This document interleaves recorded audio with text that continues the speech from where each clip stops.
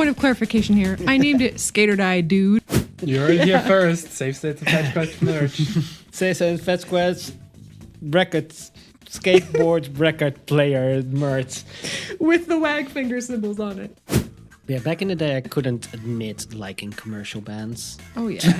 It's like we all had that Poser. phase, right? Like, Imagine being a poser. yeah, absolutely. Exactly. Yeah.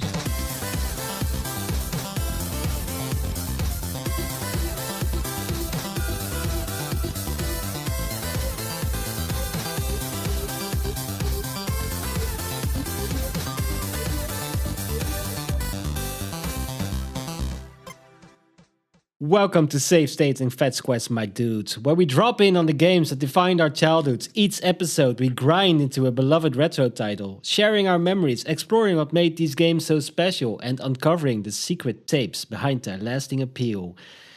Whether you're here for the nostalgia or just discovering these classics for the first time, we've got something for you.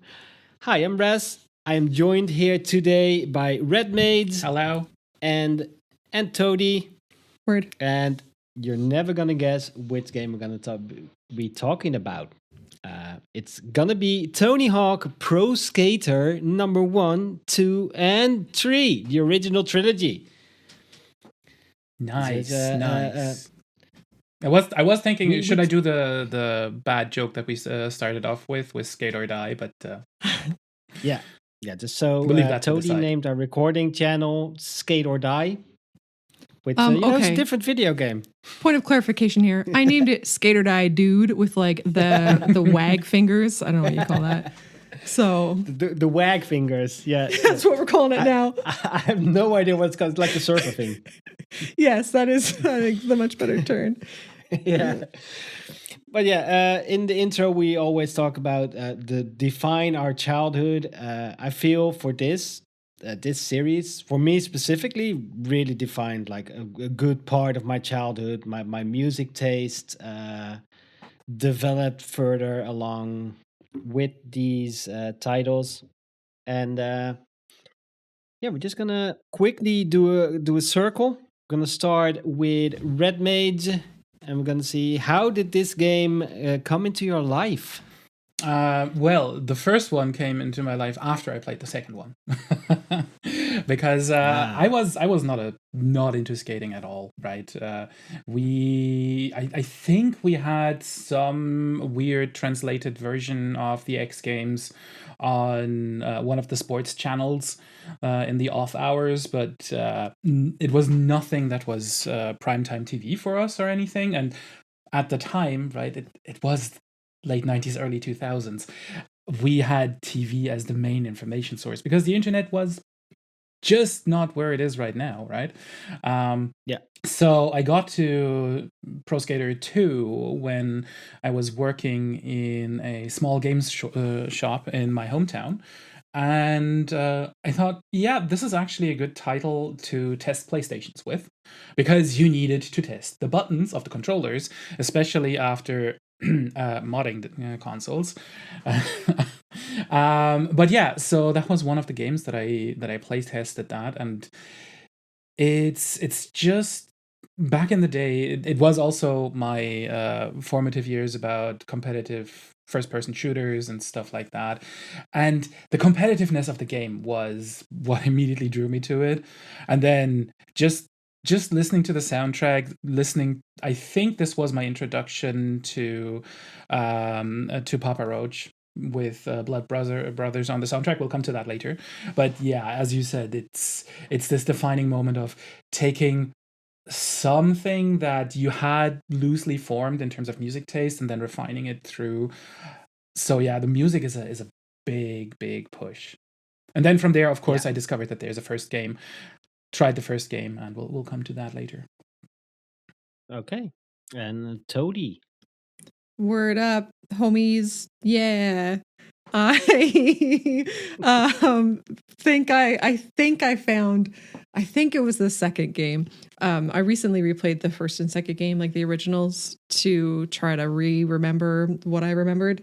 And it's all very blurry. I feel as though this may be a trend, but I'm fairly confident it was the second game that I experience as a kid. And it was largely watching my older brother play and trying to play and failing, and having my older brother like help me finish whatever amount of tapes or quests or whatever I needed to get the next level. And then I would get maybe one of the quests done, and then he would kind of do the rest of them, sort of thing. But it was largely watching him play. And I think I was young enough, like Pro Skater 2 came out when I was 10. So I actually think I was young enough that the music wasn't a big thing for me as a kid. I think I found that same genre of style of music later in my life and enjoyed it via a real skateboard, and the people who listen to it listen to the skateboard. Anyways, watch my brother play. It was good. Yeah. I always listen to skateboards. That's my main medium for music. Mm-hmm. Just scratch that skateboard. Could you imagine like a record player, like a gramophone style record player, where the record spins on a just big fat skate wheel, and then the board comes out somehow, and like the lip of the board is I'm cooking something there. Okay. Yeah. We'll check back later, and you can probably order this on our web shop on our future website. You heard it here first. Safe States of Fetch Quest merch. Safe States of Fetch Quest records, skateboard record player merch with the wag finger symbols on it. With the wag finger symbol on it. Oh. For me, Tony Hawk, when I was like 16, 17, I started like going to the bar here because 16 is legal drinking age back in the day. And my bar of choice, my music of choice was Offspring. So I basically went to the bar with the punk music. Got into the skate scene. I had a board, but that's about it. I can do a pop shove it. I probably can't do a pop shove it anymore, but I could do a pop shove, but that's it. That was a question I wanted to bring up. So I want to get into that. I couldn't even do an ollie, so but yeah, cool, I was like a big part of our drinking nights was also watching skateboard videos. This was like 98, just before Tony Hawk came out. Like a big part of underground skate punk scene was the skate videos. And if you know like CKY, which will probably come up at some point in the soundtrack, they got big because they did like the band of Bam Margera's brother. They got big because they did soundtrack to skate videos. Yes, Tody. I have a question for if there's anybody in the audience who may not know, how are you watching skate videos in 1998? Because it's not. Yeah. Oh, okay. So literally, you had like Treasure magazine. You could order skate videos. This was VHS. That's so cool. And then there came a video game where you had skate videos in it, which is the main reason we got into Tony Hawk. It's like we can unlock skate videos, and then the music, the gameplay, the very easy to get into but hard to master gameplay, especially for its time.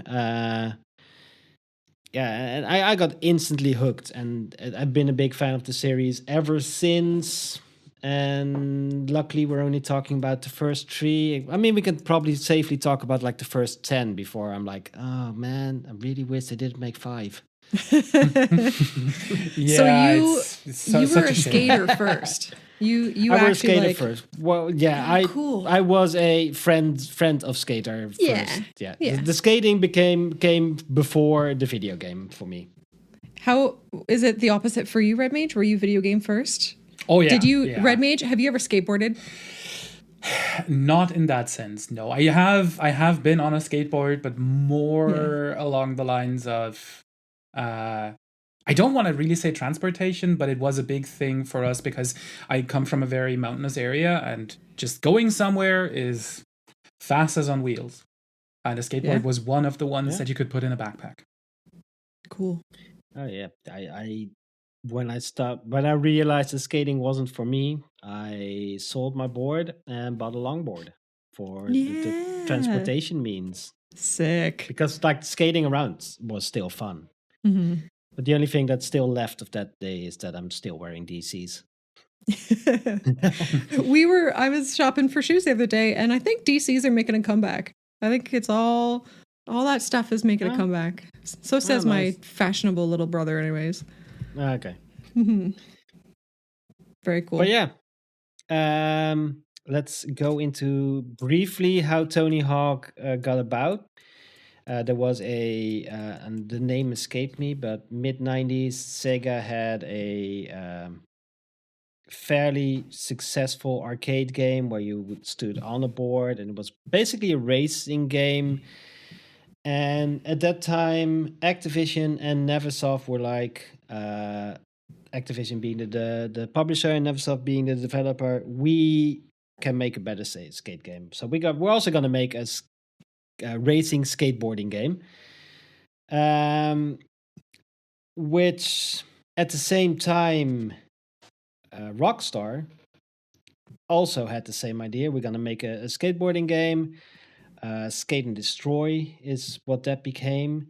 And Rockstar approached the then starting to rise in fame in the skateboarding industry, the Birdman, Tony Hawk, to be the face of their game. And Tony Hawk was like, no, man, this is way too complicated. I think from I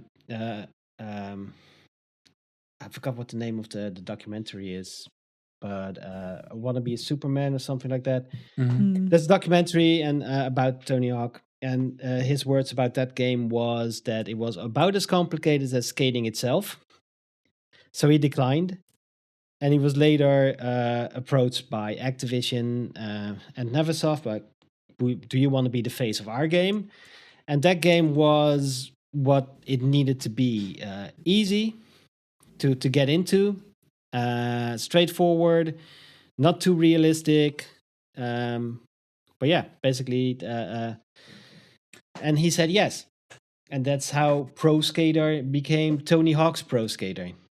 Pretending I'm a Superman is the name of the documentary. Pretending I'm a Superman. Yeah, I just googled it because I knew that it was something, but it was from the lyrics of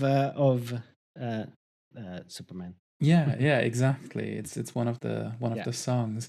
Yeah, the one thing that I found interesting in this is I watched a few other people do retrospectives on this, of course, in order to prepare a little, in order to know what to look into. And apparently everyone is talking about this board meeting that Tony Hawk was part of with Activision, where they were talking about, hey, this is how we see this would develop. This is our prognosis in terms of money and revenue, and he was apparently just sitting there like, yeah, I'm not interested in all of that. But then they came to actually the point where they showed him a very crude demo of that they used with a different engine that didn't make it into the final game, of another game where as it is told, the character of Bruce Willis with a machine gun is on a skateboard riding along, and that got him hooked. Just not because of the character, but because of how play felt. not hard it was. Right, it was Rockstar more did the simulation part to an arcade style game, where Neversoft wanted to make the arcade game, basically. It's basically what later on set for me Skate apart from Tony Hawk. Skate was the simulator, and Tony Hawk was the let's go crazy. But yeah, that's how we got Tony Hawk's Pro Skater. We're gonna only dive into the first three because after that the game started to take a different course, for being the first one to try open world. And in a future episode, we'll probably go for over 4 and the 2 undergrounds, which is also a nice little package. I feel. Yeah. Did you know that you can say thug if you want to say Tony Hawk's Underground? I learned that in prep for this video, for this podcast. It has a much better acronym than TSPS. Yes. Yeah, Fog. They were great games. That's probably my favorite in the series, but next time. For now, the start. So how we're gonna tackle these is very simple. We're gonna briefly mention the soundtrack, and then we're just gonna walk through the levels. And in between the two, we'll games will discuss what's new in that game, or what's the big thing that came to that game. So Tony Hawk Pro Skater 1, released in 1999, developed by Neversoft, adds reality for the Nintendo 64 version, Treyarch for the Dreamcast version, Natsume for the Game Boy Color version, SPR Media for the Windows Mobile version, and IdeaWorks Game Studios for N-Gage and Brew.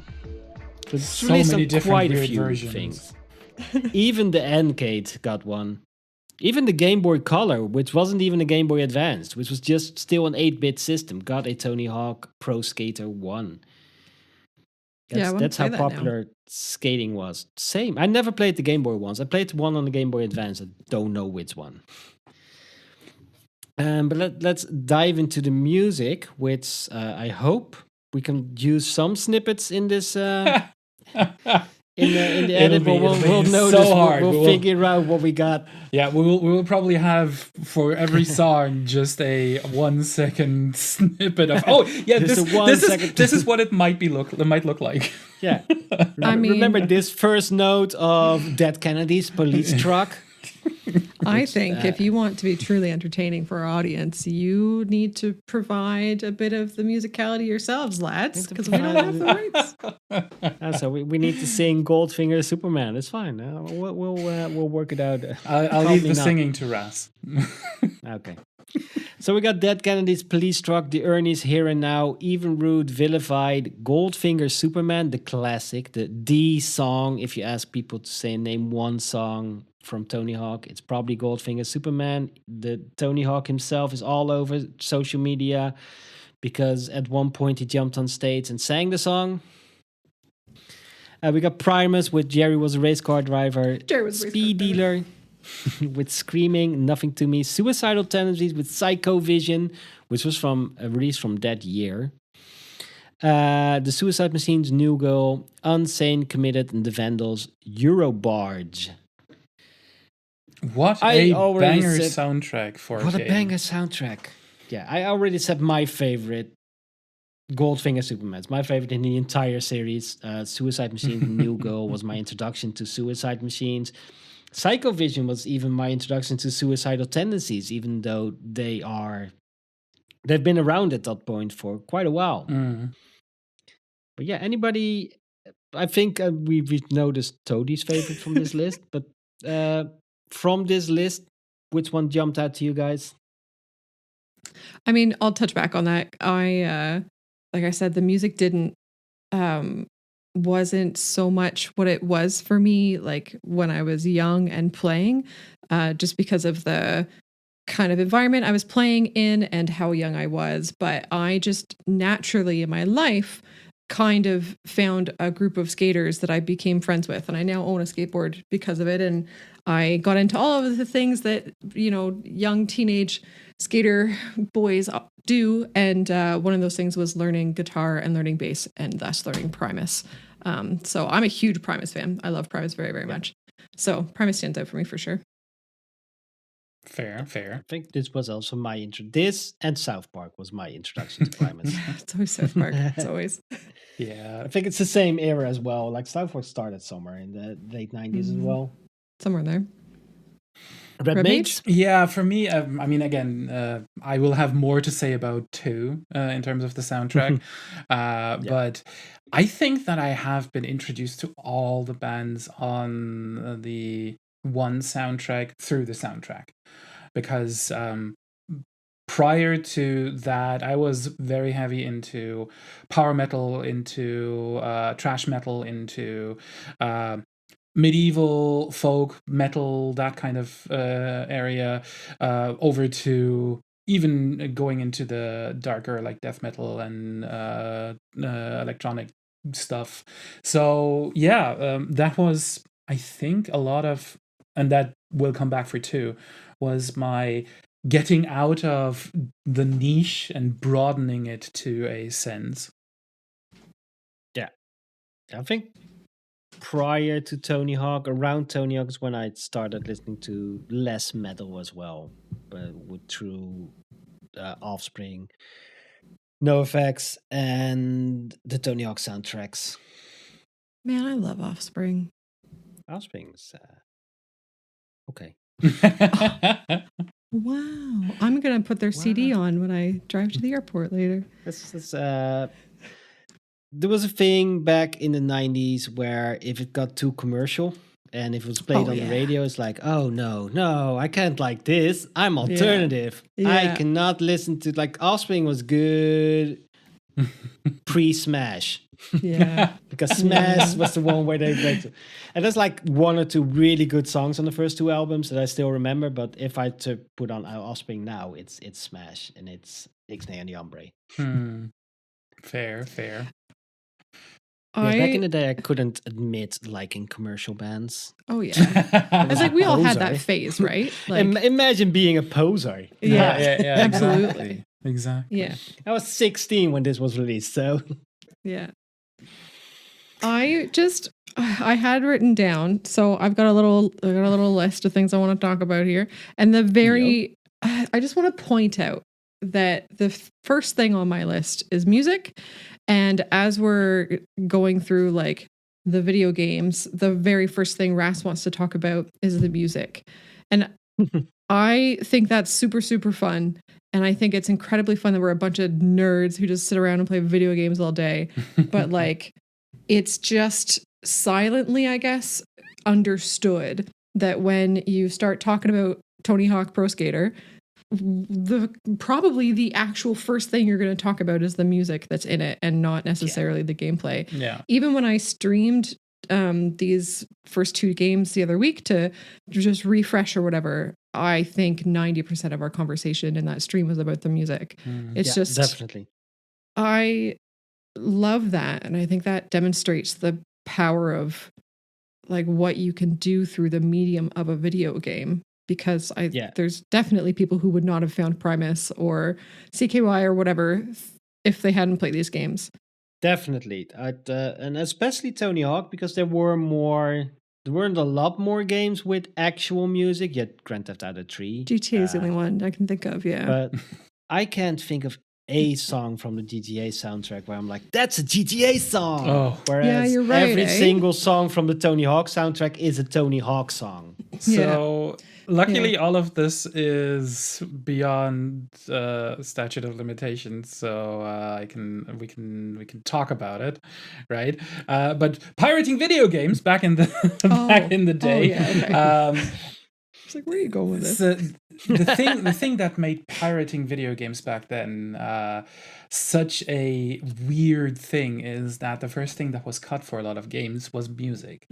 And I remember getting a very legit copy of GTA Vice City, and there was only one song on the radio. One song only. Sorry, not one song, one station only. It was only Radio Emotion. And it started with I Just Died in Your Arms Tonight. Every single time. Wow. That song is so burned into my brain to be GTA Vice City. It's... One of the other ones that has such strong that song is that game is Crazy Taxi, because it had 2 songs or 3 songs on the soundtrack, like one Offspring song and 2 Bad Religion songs, or 1 Bad Religion and 2 Offspring songs. I don't really remember, but like, that was the soundtrack, 3 songs. Yeah, that's so funny. But let's dive into the levels, because we'll return to music again when we get to 2. Let's just go through the levels one by one, see if we remember anything specific about the levels. If we don't have a lot to say about a level, just move on to the next one. But we're starting with the warehouse. It made many returns in the series. It's the classic, the first level. It was in a lot of games. It was Tony Hawk Underground 2, Pro Skater HD, Pro Skater 2, 3, but just only the next gen remakes of 3. It was everywhere because it is the iconic and maybe the perfect Tony Hawk level. It's short. It is everything's so compact, so close to each other that you perfectly learn the game. Mm-hmm. Yeah, is it's what I always. The layout of Yeah. the levels, and I think that goes for all three games that we're talking about today. The introductory level to the games made so much sense in terms of learning what this game is about, right? Mm-hmm. Especially because of the confined space of the warehouse. I mean, the iconic long drop down towards the half pipe, having a rail to the other side, right? You immediately understand, okay, there's multiple things that I can do here. I can go and grind the rail. I can go into the half pipe. I can go over the half pipe if I wanted to, getting a really high jump off of it. So yeah, it just felt very on point for an introductory level. Yeah. And like that first drop immediately makes you excited. Like it does not waste a second and you're like, shit, let's go. And then it like, because you have that the drop, your first impression of the game is speed. You're going fast. Yeah. Shit's going down. Yeah. You have 2 minutes. We're gonna talk about the 2-minute timer once. Because I know Tony hates it. I feel in this format it is perfect. It is the arcade format of 2 minutes is just perfect because you can't do all your goals in one go until you get good. Once you get good, you can start trying to do all your goals in one go. I can see certain difficulties with trying to learn the game with the 2-minute format as well. Warehouse isn't that big of an issue because it's small. You learn to deal with the 2-minute format, but then you get a big level. I love the 2-minute format. I missed the 2-minute format dearly in 4. And it wasn't until Underground 2 that I started like, okay, open world might work. And then I started accepting that and embracing that as well. And going back to 4 and Underground 1 just... But yeah, what are your thoughts on the 2-minute format? Redmates first and then Tony? Yeah, I think that the 2-minute format is... I don't want to talk too much about what I'm thinking of the 2-minute format because a lot of it comes back to haunt me in 3, right? But I do think the introduction of the format was on point here because of the arcade nature. You're getting immediately dropped into the action. You can't go and scout out the level, which could be nice to just understand how the level layout is, but it makes you really want to go at it and get as much done as you can within that, right? So at first I think the first 10-15 tries probably you will just have a look at the levels mostly, right? It's except for the small ones, and then you figure out, oh, okay, if I do this, if I go that way, I can get all of this and do that. And yeah, it just tickles a very specific itch that is it's just perfect, right? You want to scratch that itch, right? You want to get there. You want to get good. That's what the game wants you to do. Yeah. I think you two are significantly better at video games than I am. And I think that's genuinely a big factor. But I totally get it. Like, I think if it was 1999 and I was 9 years old and I was playing this, I would be like, hell yeah, let's go. I'm going to figure this out within the 2 minutes, or I'm just going to play another 2 minutes or whatever. And I think, like, with the nature of Tony Hawk being, like Ras was saying, easy to pick up, lifetime to master kind of thing, I think the timer works really, really well with that. And it works. It's a 1999 game. Like, of course, you're going to have a 2-minute timer on it. It just makes a lot of sense for the era. Picking it back up as like a middle-aged woman in 2025. it's the one thing preventing me from playing the game now. Like I have it written down. If like I had all the time in the world kind of thing to play video games, I still don't think I would play the original. I think I would grab the 1 and 2 remake and I would play it because I have the 3 and 4 remake on Game Pass and it just lets you set the timer to 60 minutes, which is basically turning it off. And I've been doing that and I've been having a hoot. Yeah. So I totally get it. As much as I love these originals, I would recommend anybody newly getting into the series, just get the remakes. Yes, absolutely. 100%. They're so good. They're true to the original, but they do have all the improvements that we will talk about as we progress through these 3 games. 2 very significant improvements, specifically. But speaking of, one of the things that they did well back in the day, the level reset, right? You messing up, right, caused you in a lot of circumstances to immediately restart because you wanted to get that big send off and get everything. And depending on how fast your fingers were, you sometimes would not see the menu of you restarting the level, right? Restarting you hit pause, down, hit the button, and the game would realize that you did that, but the video feed hasn't realized that, and the only thing that you see is the short black screen before you get pushed into the level again. Crazy. So good, so underrated optimization of video games, but just perfect for that kind of stuff. That reminds me of me playing Trials. That's like when I'm playing Trials, I just all the time, constantly resetting, just over and over again. Yeah, it's me.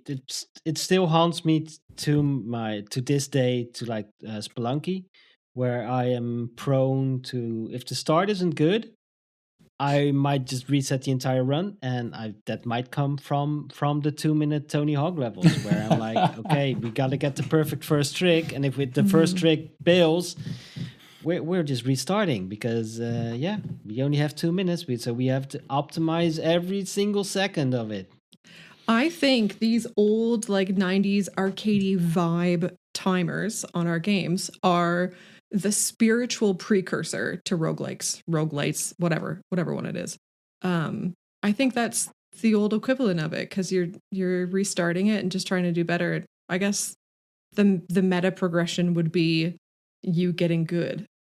Yeah, I think the especially to like the platformer roguelike and the action roguelikes that we have now, because calling something from the 90s the precursor to something from the 80s is weird. Right. Okay, hold on. But yeah, the modern I'm not that action, dumb, I promise. I know that you mean that. Oh no! Like the modern, every time. Basically the post Spelunky one, which is like a very important point in the roguelike point where people were like, oh, action rogues are also a thing that can be fun. And probably Spelunky 1 was like the point for that. But yeah. Oh, interesting. The very run-based action, the 2-minute timer, it might be why I love roguelikes. Maybe Tony Hawk. Is Tony Hawk a roguelite? Because there is upgrades? Maybe. I mean, I always saw Tony Hawk as the natural progression away from arcade, where you would have to put in your quarter in order to continue your gameplay, right? They still wanted you to have that feel of dread that your time is over, but they couldn't really replicate the coin-based mechanics on home console. So to the point where in the open world Tony Hawk's, I think it was Talk 2, where you could get 2-minute versions with goals of the levels, and you had to find the arcade machine to start those 2-minute versions. Yeah. So yeah, they were very deliberately it's an arcade game but on console. But yeah, back to that Warehouse, the opening level, banger. The secret tape is hidden, but just easy enough to find that you kind of learn, it teaches you without teaching you where to look, because you will end up finding that secret tape if you just do one big high jump and they're like, oh, if I'm flying through the level, I will be able to see the secret tapes. And this level is one of my favorite. I love tutorials that aren't a tutorial. And this level is like the epiphany of where this is designed to teach you the game, but we're not teaching you the game. Yeah. It succeeds so well. Absolutely. Yeah. And and after that, you get your first open world. Open world might be a big. It's school. It is. school the next one? Oh yeah, school is the School's second level. one, Yeah. Oh, crazy. Yeah, and it's. It had the big downhill thing, right? It also starts with a big downhill thing once you like turn the corner, but you gotta find the big downhill thing. But it's still. But it's also like, oh, the tiny level was just a tiny level compared to this, and oh, I can explore and I can do stuff. I really liked it. You could also say because it really like ramps up the excitement. Oh, I'm so sorry. And also, it was like the American schools, at least how I envisioned American high schools, kind of with just from pop culture. It's like, the school was just, Any thoughts on school? I don't want to go back. I hated school. The only thing that really stands out for me is the segue from level 1 tutorializing level to like the game showing you through that really cool downhill section that had like, it wasn't just the drop in like the first level like warehouse, it was the whole section where you could do stuff on it that was downhill. And I feel like it was the game saying like, hold on bud, there's more. It was pretty great. Mage? Yeah, no, as Ras said, it's the stereotypical American high school. It's what we got from pop culture, immortalized in a video game. That's how it feels. Right? Like the tables, the lunch tables that you have to grind. It's like that were not a thing. You guys don't have those in our schools. To be clear to the audience, I'm Canadian. Okay, I'm Canadian, but our schools are very similar to America's. But like you do you don't have picnic tables outside or anything? Or no, absolutely not. Tables outside. There was a lunch room inside. Sure, like a cafeteria type thing. Cafeteria type thing, but not even a cafeteria type thing. Just because buying school lunch back then, no, you brought your stuff. We had a lot of there was no buying lunch at school. Yeah, we had a lot of basically the whole school was built in a way that every flower bed had enough space in front of it to have the stones be kind of a bench to sit on. That's it. But the only tables, quote unquote, that we had outside were the ping pong tables. Yeah, we didn't even have ping pong tables, but that was like one of the few tables that we had. But after the school went to something else that, especially back in the 90s, was quintessential American, at least in probably Red Mage's view as well, but the mall. You mean the first mall in one tunnel level is quintessential American? Yeah. Well, just a mall. The concept of an indoor area with shops. Actually, malls are here everywhere now, but back then, our first one near here opened in like 2000. Oh, wow. So, fun fact, when I was still living in Germany and worked for a company there, I don't want to disclose exactly which one, I worked in Germany's oldest mall, which was Germany's oldest mall built in just out in the green fields, right? It's not an inner city mall. The first time that they decided, hey, we're going to do a very Americanized kind of thing, we're placing a mall somewhere, and that we built infrastructure around the mall. That mall I worked in, and that was built in the 60s.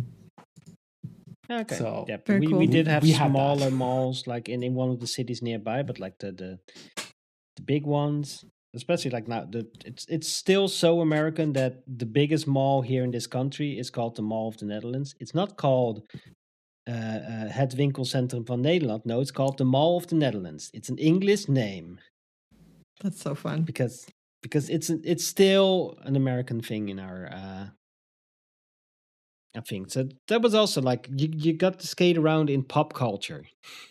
Yeah. yeah, that's Yeah, I Uh, guess yeah. that doesn't strike me as hard, but that makes sense.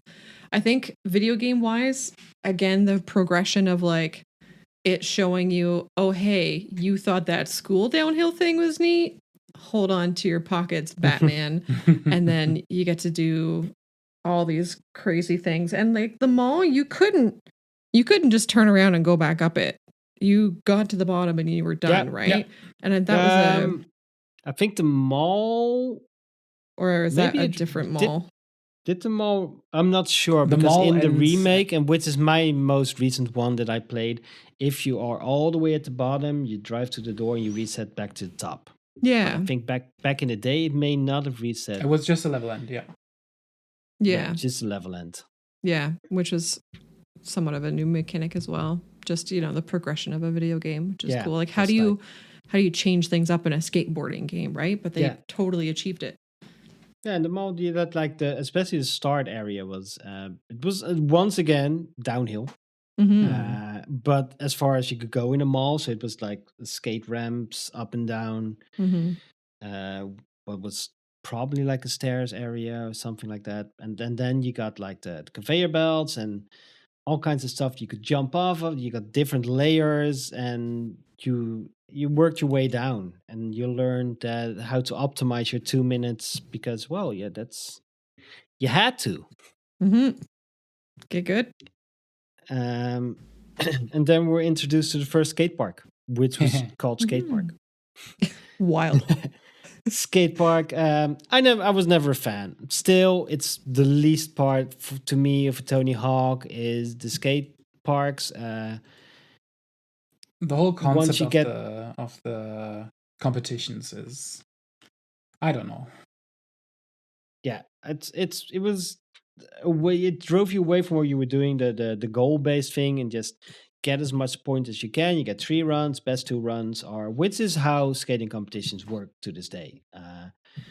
But it was so easy getting gold at some point once you were good at the game. Like you only needed bronze to unlock the next level, and then at some point you return when you were better at the game, and it was just.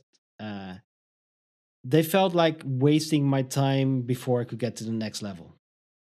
That's what I felt, how I felt about the skate parks back, and still do with the remakes. I'm like, oh man, do I have to do a skate park now? I had I the just want same to skate. feeling when I was playing through Tree. So it's yeah. I wonder if there's folks who feel otherwise. I think I'm like super neutral and I don't. But I wonder if there's people who are like, yeah, I want to do these ones now. Sick. You know? Yeah, I wondered like the skate parks being their highlight of their Mhm. Tony Hawk What's- experience. Yeah. What's the next level? Downtown Minneapolis, Right. where Oh yeah. yeah, there was not a lot. They had a little secret area in the theater. Don't remember this at It was all. It was the first city. Yeah. Which you had rooftops and it had the insane, or at least what felt insane, even in the remake still feels insane, where you jump from the rooftop and having to land on a grinding rail. Mm-hmm. Yeah. Which was wild, and it's still the game getting bigger every level. So we went from a school to the mall, and then just to a big, to a city. Yeah. And it Don't had forget the taxi taxis drivers as well. Yeah. That hate yeah. you. Taxi drivers, yeah, there was actual other people in your level, kinda. Kinda. I'm not sure how much because there are more the remakes the last I played, so I don't know how much more people that were on the PlayStation version back in the day. But yeah, it felt like a really big level. Also because you had to like jump through a window to get to a secret area, which will bring you up to the roofs. I really like this level.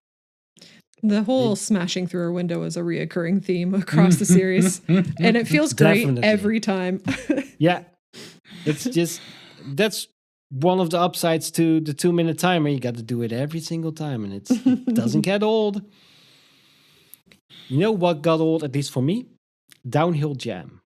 Oh, Did it? That was I never liked. A lot of people love this game. So much so that there was a separate spin-off Tony Hawk, which was basically. I never played it because it had the name of this level, but Yeah, it's on the DS apparently. But yeah, it was it was fast. Yes, yes. That's probably the attraction, right? Oh yeah. But it also didn't reset. I feel did it reset this one? It reset in the in the newer versions, but I feel like sometimes you were done with the level in like a minute. Yeah, it's also one of these levels that is to just start to finish. I kind of enjoy them because of their finite level design as a mix-up. Contrary to what you were saying, I didn't like the city levels too much because they got overwhelming real fast. Not so much for downtown, but if we go to 2 and 3, the city levels are like, where do I even start doing things, right? Which is why I enjoy these levels, and especially downhill. Downhill was I liked it. It was nice getting to the other side of the rail in order to get to the secret tape. That whole loop to do that, to pull that off. It had that dopamine kick that you would want to have out of that game, which is probably why they made it into its own game. Yeah. Yeah, and it's just this level. There, the other like mall didn't have that for me, but this one I don't know. I couldn't keep up. Probably back in the day. Fair. I still struggle with when we playing, getting high scores in Downhill Jam is like one of my biggest issues with 1-2 remake. This actually is the level that I played. That was the first level for Tony Hawk's Pro Skater 1 that I played. Just because I owned the PC version of the game, of 2, and that has this level as an unlockable bonus level when you get gold medals in Marseille in the game. So it was the first one that I really got to know for 1. Interesting. And then we went to Burnside. The second competition level. Yeah.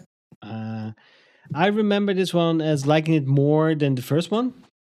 I really like getting into the pool with the eye. That's all I remember from this one. Yes. The pool with the eye was really fun. They are somewhat forgettable, aren't they? Yeah. But that's part of the, oh God, another one of these.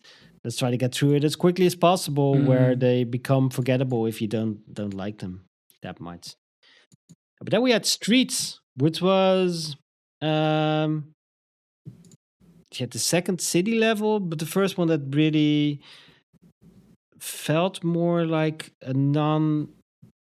the first one felt like you were skating in a city that was made for skaters, because it was part of it was a skate park. And I felt like this one, it was daylight as well. And you started with like the downhill thingy, which feels very San Francisco-ish from like the pictures. But Street is in San Francisco. Yeah, it is San Francisco. I was about I to just say. know it from the postcards, like the little cross section thingy where you where you go down when you start. It felt to me, and you had to trash cop cars. Yeah. I remember that. It I was feel a like it was a more enjoyable city level for sure. Yeah. you bringing up trashing cop cars makes me a small segue into the just something that I really love about all of these games is like how 90s they are. Yeah. Like, you have to trash cop cars, you have to collect VHS tapes. And what I just was looking at the Burnside page, and there's like they name the gaps, right? So there's like over Da Pool, there's Twinkie Transfer, there's Lip in the Bridge. Like everything is just so iconically 90s, skater dad, dude. And it just, and like, I'm someone who's pretty often, I have a big stick up my butt and I'm very judgmental and I'm like, man, that's lame. But I never really feel that about these games. Maybe it's because of my old, emo skater days coming through, but Yeah. I just feel like they really nailed that. Yeah, they really knew their place in time and in pop culture, and they somehow didn't they overdo nailed it. it. Yeah, Yeah. They did really well with it all. even though like there's nothing more 90s than a skating game, probably because skating is such a 90s thing. It still happens Mhm. today, but Yeah. it was at its absolute peak of popularity. Because of this game, I Maybe would almost because say. of this game, or is this game because of? I feel like it's Yeah. I mean, both. I mentioned it earlier, right? You had the X Games, especially in the US, you had and Canada, you had the X Games on TV a lot, right? We got it as a holdover on one of these sports channels at midnight or something like that when they didn't have anything else to air. But from what I understand, it was basically the perfect time because Yeah. speaking about the naming of things and speaking of the tricks that you do in the game, we haven't really talked about what you can do there because we haven't really talked about the gameplay side of things that much. But looking at Tony Hawk's 900, right? That happened like Yeah. 3-4 months Yeah. before the game came out. And Yeah. there is, again, if you go and look at what Tony Hawk was saying about it, he called up Neversoft and asked them, hey, I know the game is almost done, but just to ask, can you add the 900 as a trick? And the answer that he got was already on it, you rock, dude. Nice. Oh, that's so Yeah. great. Yeah. Yeah, just the tricks, because there's the tricks that exist, which are insane in their own right. The Christ Air, for instance, is just wild. Just grabbing your board, holding it next to you, and then, like being across, and then putting your board back onto your feet and not falling. It's just, Easy. but also just there's a special grind where you just suddenly have a boombox. Yeah. Which in later games it just gets worse or better. How ridiculous some of them are, but I just love the special tricks. They just the entire that's It's an just the arcade. It's a game. fun arcade game. That's It's what a it fun is, arcade right? game. It doesn't have It's to be true approachable. to life. You can have Yeah. a Spider-Man web slinging around the game. Yeah, Yeah. because Yep. we should talk about hidden characters at the end of the Sorry. I'm not sure if one had hidden characters, but I'll do a Google for it quickly. We're so prepared here over at Safe Oh, Things yeah, Fetch Quest. absolutely. It's amazing. But yeah, streets. Any other thoughts anybody had on streets?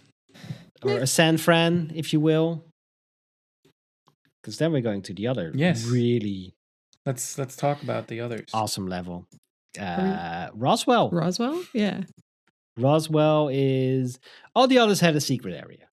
Like, or at least most of them had a little secret area. In San Fran, you could jump into a museum.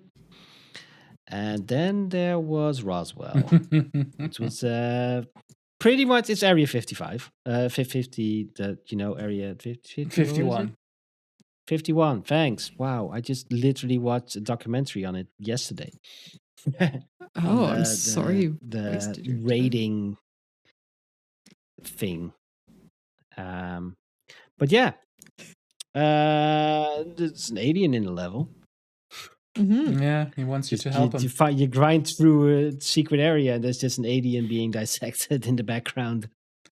And doesn't So he very at 90s times again. say phone home?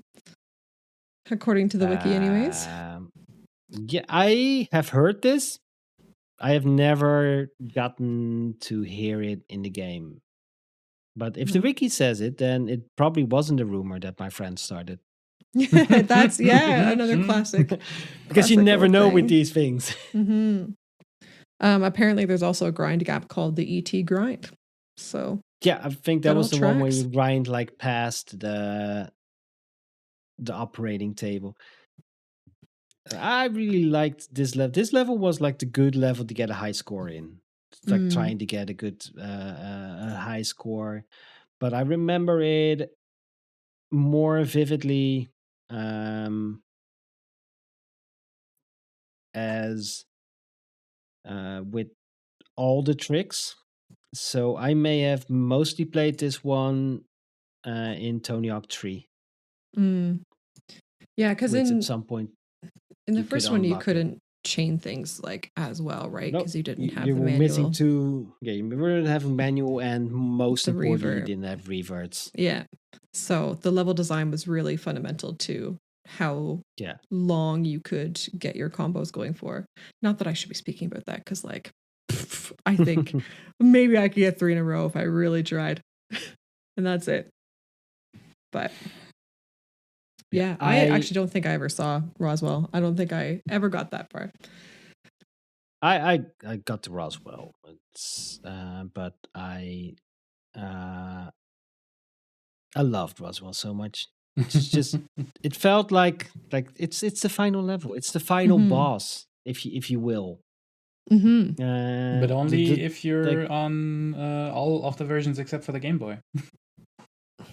Oh, really? yeah, eh? because then you get Harbor, which I know nothing about. Which is just a Game Boy exclusive level. Yeah, That's awesome. it is the 4th racing level. It's a fairly basic level, just like every level in the Game Boy Color version, with trucks, forklifts, pipes, girders, Yep. boxes, water hazard ramps, and buildings. I gotta play This that level version. is what it says: a harbor, nothing more. That's all Wiki has to say about the level, and that's probably all we have to say Yes. about the level. I gotta play the Game Boy Color version at some point. Yeah. Maybe I should just take 8 of these Tony Hawk games and put them into a bracket tournament or something. If only you had a format where you could do that. Yeah, that would be fun. Anyway, Tony Hawk 2. Before we go Which there, brought us- you mentioned secret characters. There is one yeah. official secret character. Well, there's actually 2. You have Officer Dick that you can unlock, who is the character. But if you have a cheat code that you can use for the game, you can also unlock Private Carrera, the only female character in the game. Private Carrera, which I think I did unlock with the cheat code. Yeah. So I actually remembered that I wanted to bring up the whole like women in these games thing. Unless the totally legitimate copy that I had of the first game that I played the other week, there was one woman without putting in any cheat codes. So maybe this person was the second one, but one woman, man. But I guess like sorry, you yes, know, the that's second woman. Yeah, you're right. That's the right. 90s. Yeah. But it's even worse than that, because Private Carrera was modeled after the adult film star Asia Carrera. So sick. And in the game, and this is actually one of the differences between the N64 version and the PlayStation version, because in the PlayStation version, her age is written down as barely legal. Yes, and of course that did not make it to a Nintendo platform. Exactly, awesome. because Nintendo wanted the game to be E for everyone and not T for teens, which means that they needed to change the age, and they also have removed some other things like the blood in the game and everything. But yeah. That's also such a classic like 90s video game thing to do though, is to have these fairly overt like sexual references. Yeah. Yeah. Yeah. Wild stuff. Officer Dick in the remake is played by Jack Black, if I'm Oh. not mistaken. Yep. Right? Yeah. Which was a fun little surprise when I got him in, or at least when I probably saw a reel of it. Let's be fair, I probably did not knock him still. All my gaming information nowadays comes from reels or shorts. Well, what do you have to tell us about Tony Hawk Pro Skater 2? Come on, bring the Rats? noise. Well, bring the noise. Which once we get to the soundtrack, you'll understand. Anyway, it introduced something new into the game, which we already briefly touched upon in Roswell. The manuals. It was much easier to chain your things together because you could do a little wheelie, if you will, Heck yeah. in between your tricks, which just made the game so much better. It still had limitations. You had to like a certain way of landing was very important because you couldn't do it from a ramp, which was fixed later. You had to balance. Oh, and you had to balance.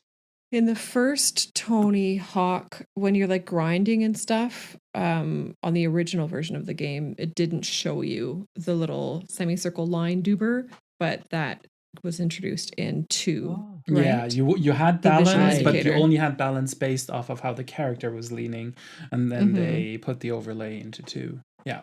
Mm-hmm. Yeah. So these are just quality of life improvement, big quality of life improvements which also the made game. the score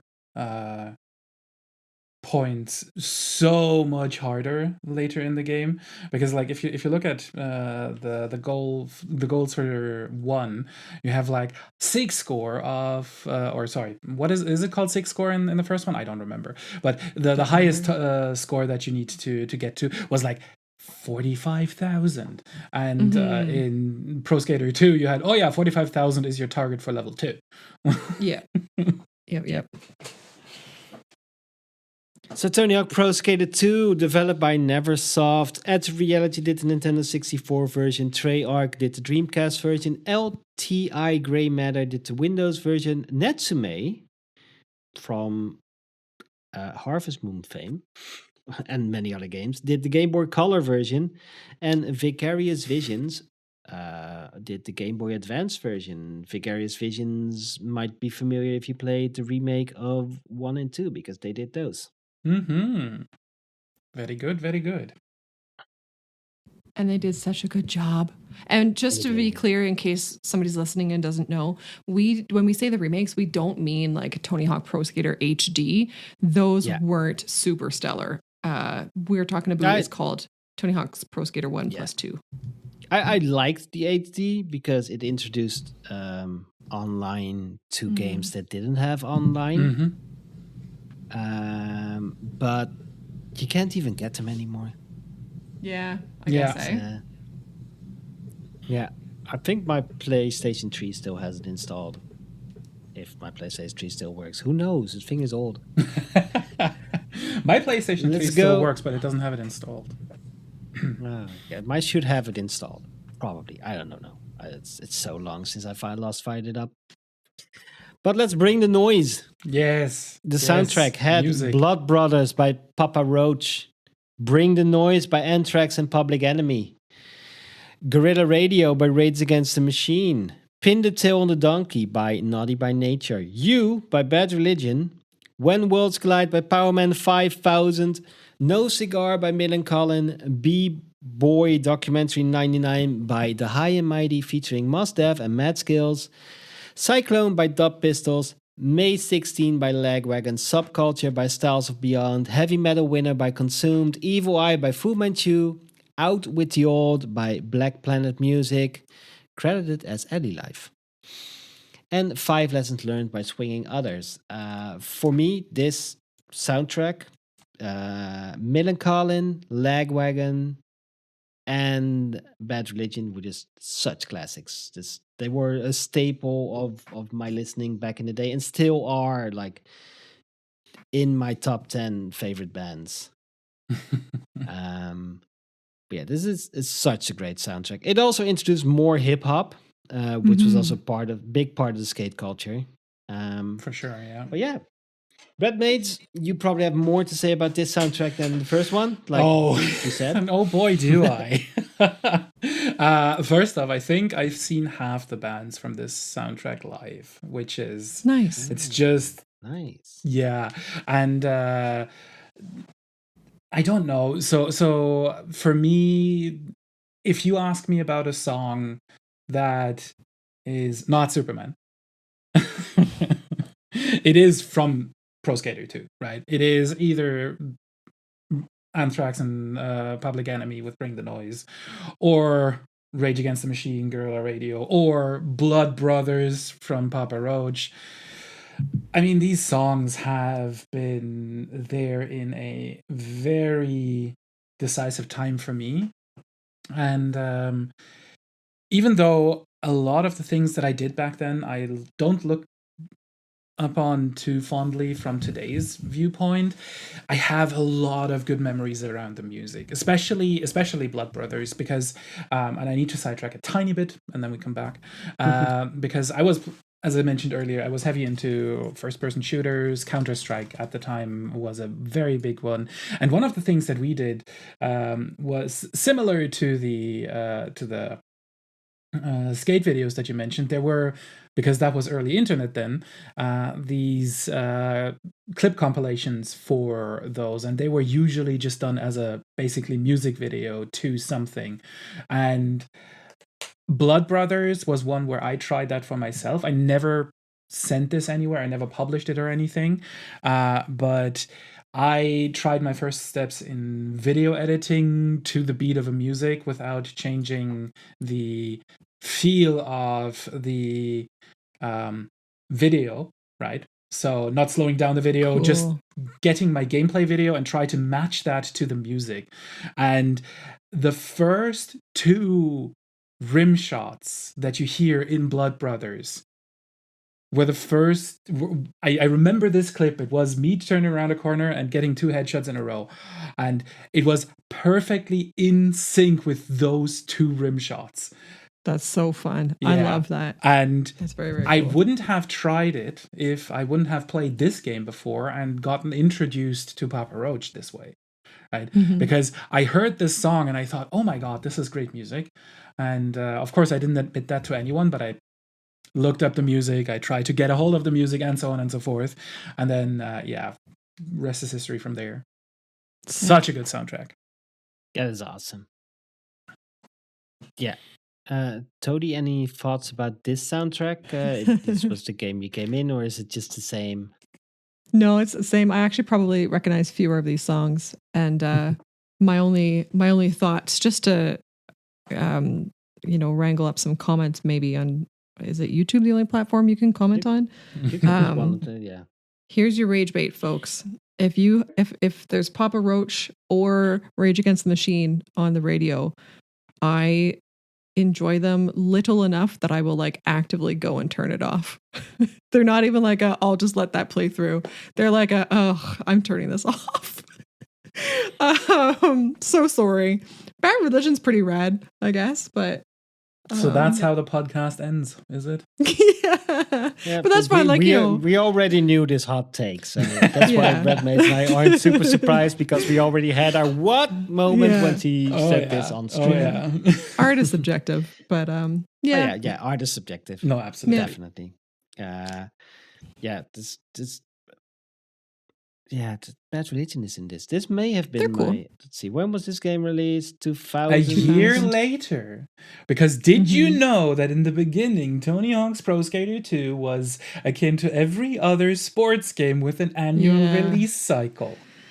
Yeah. It is a sports to game, be fair, right? The first game was released in 1999. They didn't keep it up. It was like 15 games, so... 15, wasn't it 17? Yeah, it's a lot. It's They're a lot of like 15 or games. 17. It's 15 and 17 if you like the few remakes. I don't know. Anyway, I think this may have been my not my introduction to Bad Religion, but like listening to Bad Religion more because in 2001 I saw them live for the first time, and now they're my definitely all-time favorite band ever. Cool. Yeah. So cool. But yeah, let's dive into the game itself. Wait, I have Hanger. one question first. I'm so sorry. I'm so sorry. Ras, when you go and see this style of music live, and I think I'm asking this as a now question and as a maybe younger Ras question, like give me the timeline here. Do you like go into the pit and stuff? Are you a pit guy? I used to. Yeah. Now Yeah, I'm it's not surprising. I'm still an edge of the pit guy.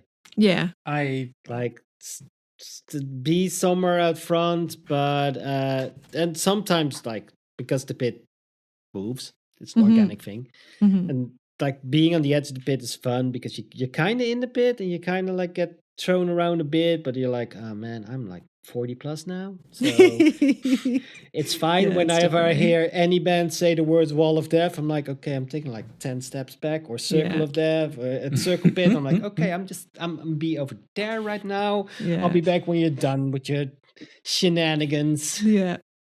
And I imagine Red Mage was a pit guy as well. I was about to especially say, when I'm you're offended that this wasn't a heavier music. question for me. Well, I think it's so for me. I guess I picture pits a little bit differently with like. Okay, I'm showing some real lack of knowledge here, but so when I think of Ras, I think of ska.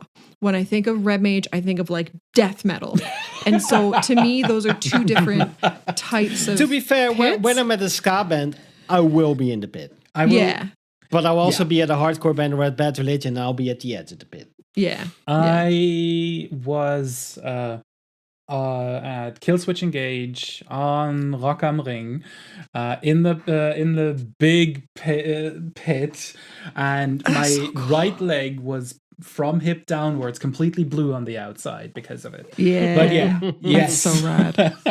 Very cool. I think the wildest I've been in was a Dropkick Murphys pit. Oh, these are fun. Compared to the Yeah. bands I've seen very like wilder bands, but that pit was Mhm. just insane. Yeah, It was Dropkick That's so Murphys pit fun. was so good. Yeah, fun. Yeah. Oh, you guys are so cool. You can join us too, right? Yeah. Well, we're all kind of old. Yeah. Just to touch. Okay, last thing about this subject. I recently went to a Kim Mitchell concert. If you know who that is, he's like old, easy listening. He's 72 now, and this was my first time. Finally, my spouse agreed. We took lawn chairs and we like sat out like way out, and we like sat in our lawn chairs and watched it. It was so nice. It was so nice to not be like up at the front, standing, fighting for elbow room and stuff. And it's That's great. fair. I That's fair. think a lot of the festival gigs of like Bad Religion I've seen, we were just hanging in the back of the tent where the sound was still very good, but we had all the room to just be goofy. Mm-hmm. Yeah, Yeah. perfect. These days, I usually try to be at the edge of the pit, just because Yeah. I know that people have a hard time knocking me over, and that gives people behind me a little bit of comfort. Oh Yeah, yeah. I'm yeah. also like one of those people where I'm like, yeah, I'll stand in front of the smaller people. Yeah, And I'm not the to blocker. block the view of the band, but to more protect them from the Yeah. the pit itself. The small people can get in front of me if the pit is not there, and once the pit is there, I stand in yeah. front of them. Exactly. Mhm. Yeah. But Sorry. the Hanger, Yes, let's go into the game. another tutorial level. It's smaller. It teaches you. It starts the same as the previous as warehouse. You start with a drop which you can't avoid. You're going down. You're going out onto a ramp. You jump over it, and there's a lot happening in this level. Yeah, you But can. what I like most about this level is how it introduces hidden areas, plural. Yeah, you can see that it is, and we're coming back to the annual cycle with this. You can see that it is from 1 to 2 very iterative in Yeah. how they build the levels, right? But Yeah. again, as an introductory level to a game that basically was released when the first one was released on N64 ish, because of the Yeah. porting time for the N64 version. Again, this was also still a relatively new game, only 1 year old. You needed to have another sandbox level to start out with, right? And Yeah. but also at Contact the and- same time introduce all of the updates that they did. Like in the first game, finding a hidden tape was relatively easy. In the second one, Yeah. oh boy, it took that long to find it the first time around. Yeah. I don't even like. There's 2 hidden areas in this one, um, but yeah, just the way it introduces the hidden areas as well. Like, Yeah. there's no trick. There's no goal telling you to grind on the helicopter. It's not even a named grind. It's not even a name grind. You just do it, and then noise happens behind you. You're like, what's happening? And suddenly the helicopter is lifting off and going through the wall, and boom, outside area with snow falling. And snow is also falling inside in the bit where it's broken now, and there's the hidden tape. And you're like, We- okay, cool. Yeah. We have come to and I say this genuinely, gentlemen, we have come to my favorite Tony Hawk memory. Is me streaming this however many weeks ago and me being like, all right, I'm done with this BS because I suck at these games and can't change the time limit. And you two both being like, okay, wait, you have to do one more thing. And I think Red Mage especially knows my personality where it's like, I'm fucking done, man. I don't want to deal with this shit anymore. And Red Mage was like, no, you gotta just grind on the helicopter rails. And so I trust him and I do it. And it's like my 2 big brothers have just taught me how to open up this level and get the secret tape. And like, you guys transported me back 25 years. 25 years ago, this game came out and I was watching my older brother play it and do stuff. And like, very, very fuzzy memories of him kind of trying to teach me some things. He was really great and like really tried to do the older brother thing. And yeah, dude, like favorite memory ever is having my 2 big brothers tell me how to win a video game. It was so cool because it just it just blows your mind that it like happens. And yeah, I don't know. I wonder how many people when they were playing this game had siblings and how much of that or friends or whatever. But I feel like the sibling camaraderie is really like what's sticking with me for it. How many people had their siblings teaching them how to open up these levels like that. And I think Pro Skater 2 has a lot more of the hidden stuff, right? Oh, definitely. Where 100%. a way that you're going to find it is not going to be finding it on your own. It's going to be somebody telling you how to do it. Yeah, and I feel like we played it with friends. Like on a Sunday afternoon, we would hook up the PlayStation to the bar TV. Cool. In our DIY bar that we have in town here, and yeah, we would after cleaning up, we would play Tony Hawk and share what we found if we found stuff like this. Because there's a second hidden area, and I'm not sure if that was also in the original or if that was added in the remake. But if there's like a big You mean the wind fan tunnel on the other side. If you It was there. in the ride over original. that, you get a wind tunnel. Yeah, because there's a lot of money in there. I think it's like 3 bills or something. Yeah. Yeah, and it's just great. That's a great spot to get some points as well. Yeah. To get the 6 score and stuff. Such a nice closed off area for using the half pipes. Although I don't think that this is the best spot to get points because you can't chain rail manual combos in there. You can only do you can. Yeah, the half pipe tricks. But yeah. Yeah, and the wall slaps and stuff like that wasn't introduced until 4. Mm-hmm. So I like that it's set in Mullet Falls. That brings me joy. Yeah. But then in true what Red Race was talking about, the levels are laid out in quite the same way. Mm-hmm. We have School 2. Electric Boogaloo. Yeah. Electric Boogaloo, which is a massive improvement over School One. Yes. Also, another where actually the goals are part of doing a big unlock. Because you got the roll call rails, I believe they're called. Yeah. And if you grind those before a bell rings, you open up the gym. If I remember correctly. Crazy. Or something like that. Let's see. In order to open the gym doors in single player mode, the player must grind a railing near the American flags. They get the cup called roll call. Yeah. So you need to grind one of the roll call rails to open up the secret area, which is a goal. And you just have an entire gym, which wasn't great to do tricks in. It was fun. It was there, if I remember correctly. It's like, I want to get a lot of points in this gym. It's like, yeah, there's the pool. That's fun. Yeah, these games really gave me a skewed perspective of like how often I would be able to just hop into an empty pool. Because I had a fair number of ants with pools, but I never got to skateboard in them, and that made me upset. Another fun fact, the golf cart driver in this level says, "Skate or die, dude." Skate or die, dude. That's so cool. I think I've said cool like 70 times.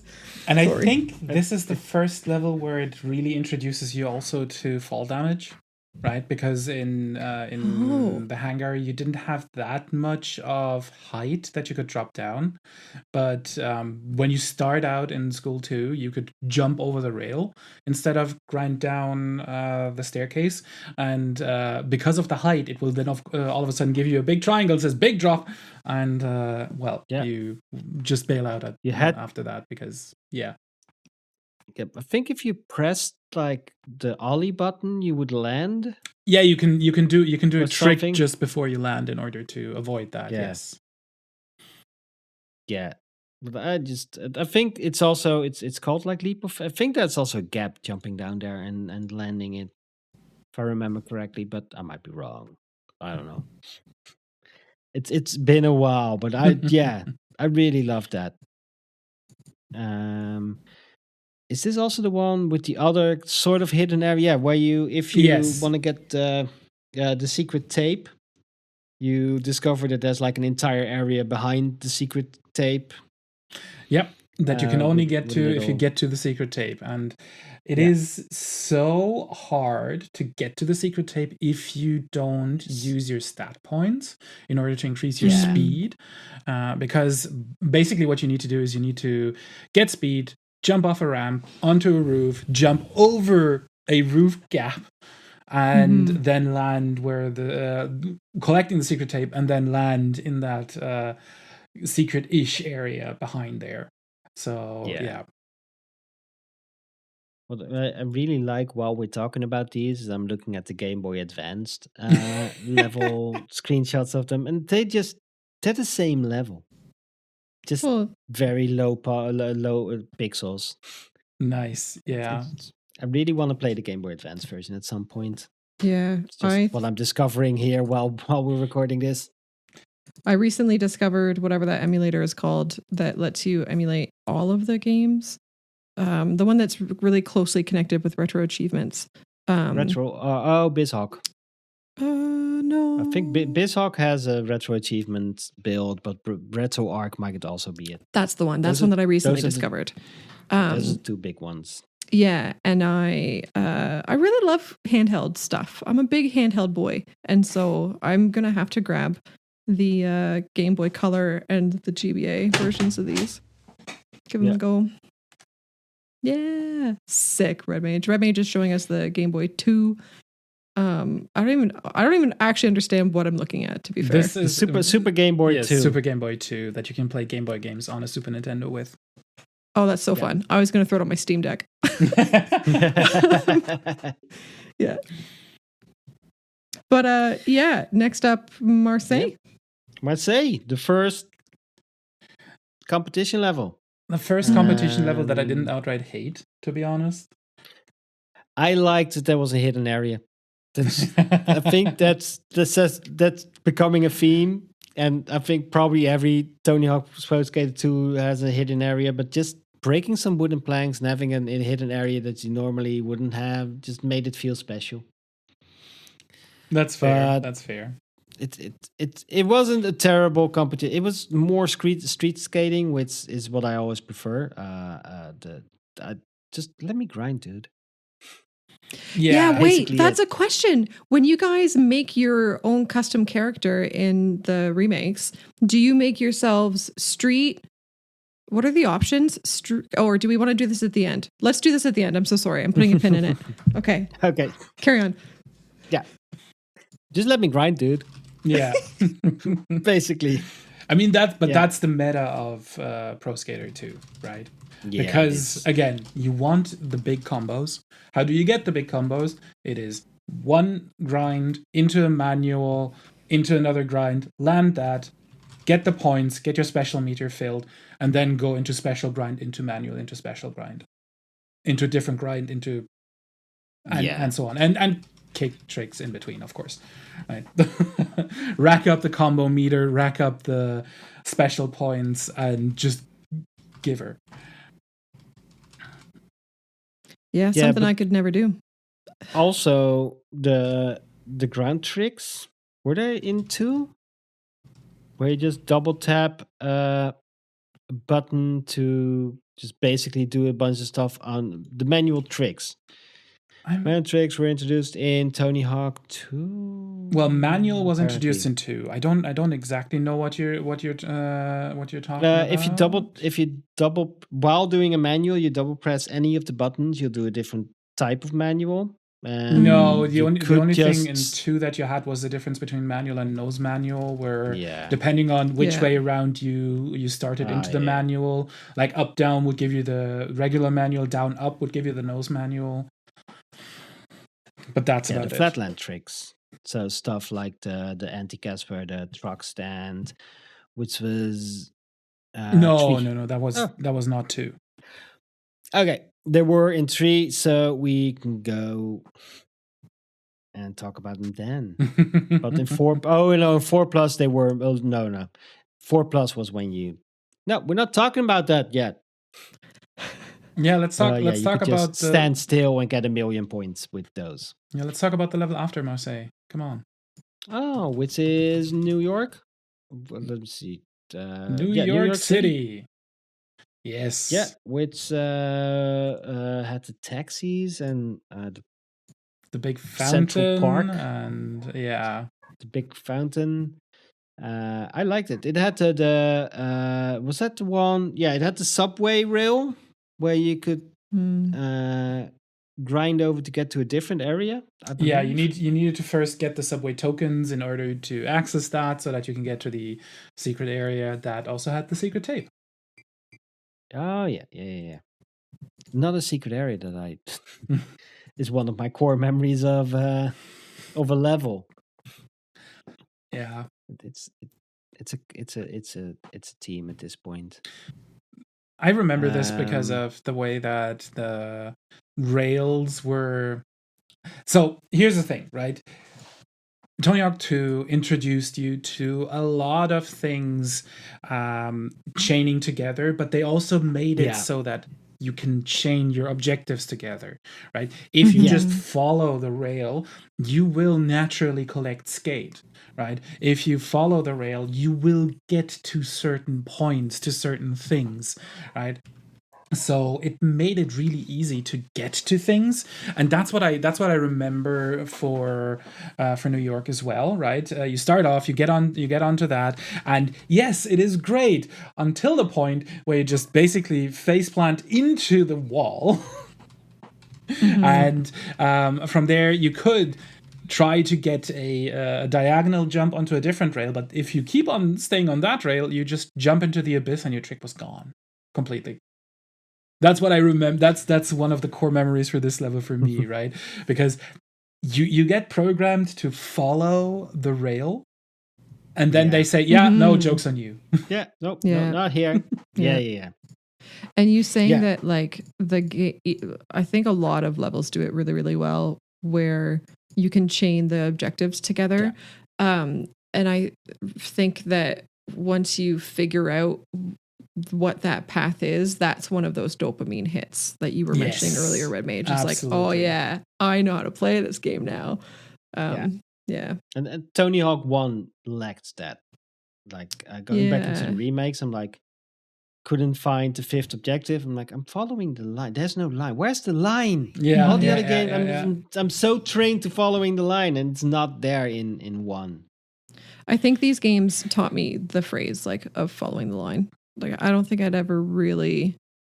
Well, I mean, through Pokemon in different ways, but yeah, but I think specifically the phrase "following the line" was probably introduced to like the later versions, even where it was like called that, because in skating it's called like doing a line of tricks, and in the tutorials, later games did come with tutorials where they actually also just teach you how to follow a line. Right. Yeah, I think 3 was very big with that already, right? Yeah. 2 gave us a really good introduction to it, though. Yeah, but 3 may have also when. So sidetracking game, when was combos introduced? Later, I think. Yeah, combos later. There's combos in all of them? Collect combo? No, the collect combo was later. Combo. Oh, okay. Yeah, it was later. Never mind, I had asked nothing. Yeah, it's one of my favorite level goals, but it was later, where you just collect the letters combo in one combo. Mm-hmm. But the next level is Venice. Venice Beach, where it's one of the first levels with a lot of death planes. Yes. New York had some. Venice was basically, if you get your board on sand, you're dead. Mm-hmm. You got reset back to the start. But yeah. Sand is evil for board, so I understand. Yeah, it's sandy over there. Yeah. And it also had Ollie the Magic Bomb. Oh, God. Which was like the first time of a goal where exploring a level beforehand did nothing. Because the Magic Bomb, well, you could find the spots where you could potentially spawn. And it's a set spawn, but you jumped over the first one and then he went to one of the other spots. Yeah. Mm-hmm. Yeah, you could see the cardboard down where he was sleeping on, because that is still there even if he's not there. But yeah. So yeah, you need to Venice has a lot of frustration in my brain. Yeah. Yeah, and most of it comes from either Ollie the Magic Bomb or hitting the 4 transfers. Because those were wild. Yeah.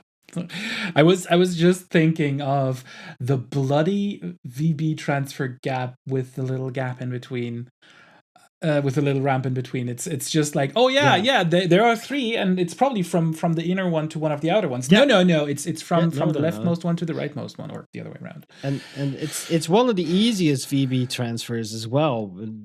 Like, it's one of the first one you're introduced with, and like, oh, it's like this. Oh no, and I still need to do 3 other ones as well. There's one where you just have to jump over an entire building, if I remember correctly. Yeah. On the theme of you guys being much better at video games than I it's funny because I don't really remember the extra frustration of Venice, because I think it all was pretty frustrating for me. But what sticks out for me for Venice is to kind of counter you both, it felt very exotic. It felt very foreign. It felt like, oh, I literally I only saw a palm tree for the first time in my life a few years ago. And so I got to experience what the opposite side of the world was in this. And I guess Marseille as well, but Marseille just didn't really exude it as much, I think. Yeah, Marseille was just a cool just another city. Yeah. But Venice felt exotic and foreign. Funny you should say the palm tree, because I had a palm tree in my front yard up until I moved. That's wild. That blows my mind. My little brother and I went to San Francisco a couple of years ago kind of thing. And that was we both, walking down San Francisco, and it's beautiful and stuff. And then we're like, oh my God, that's a real palm tree. That's so cool. Yeah. Sea climate. It hits us good here. Right? Yeah. Palm trees like it. Hey, but we got picnic tables at our school, so. Yeah, that's true. That's fair. That's fair. The next level is Skate Street, which it's a park. I barely remember anything. According to Wiki, there's a secret area. I don't even Yeah, remember the that little secret bit of the area. outside area. Oh, it's the inside skate park. Yeah. Yeah. Okay, yeah. I quite like the look and feel of this one, but we're still doing a competition. Please let me get to the next level. Yeah, and this one felt like they didn't really want you to grind your scores, even though the game was really targeted at manual combos, right? This one had mostly just ramps, right? There were rails, but they weren't chaining nicely together. Yeah, they were also replicating a real life skate park, which makes sense. Absolutely makes sense, but less so in making lines through the entire park for a game. Yeah, basically, maybe that got in the way, maybe not, but they were apparently really true to the actual park. Did you guys hang out in skate parks much? Used to in like outside skate parks. Yeah. Yeah, that I've was never seen when we're hanging out somewhere outside. It was well, the skate parks here was like one ramp. Okay. Yeah. Yeah, we've got like actual skate parks, and that's where a lot of my memories are from, of the real touching grass version of skating. I was in the I like these little countryside. skate We levels. didn't have such fancy things. Yeah. Yeah, we got bigger ones now around here. There's like, because around the 90s was also a skate shop in town here, which did a lot for fancy. It's now a surf shop, because we're near the coast. Obviously, at some point, the skate shop is going to become a surf shop.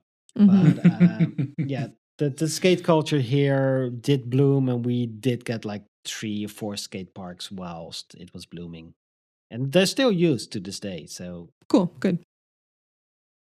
Let's go to Philly. The one with the actual big fountain. Yeah. The one has an actual big fountain. Is this the one where you actually drain the fountain as well? You can drain the fountain. Yeah, which is actually one of the goals. It's one of the goals, but it still feels like unlocking a secret. But with the lack of an actual secret to unlock, this was like I changed the level with something I did, so I still did a thing.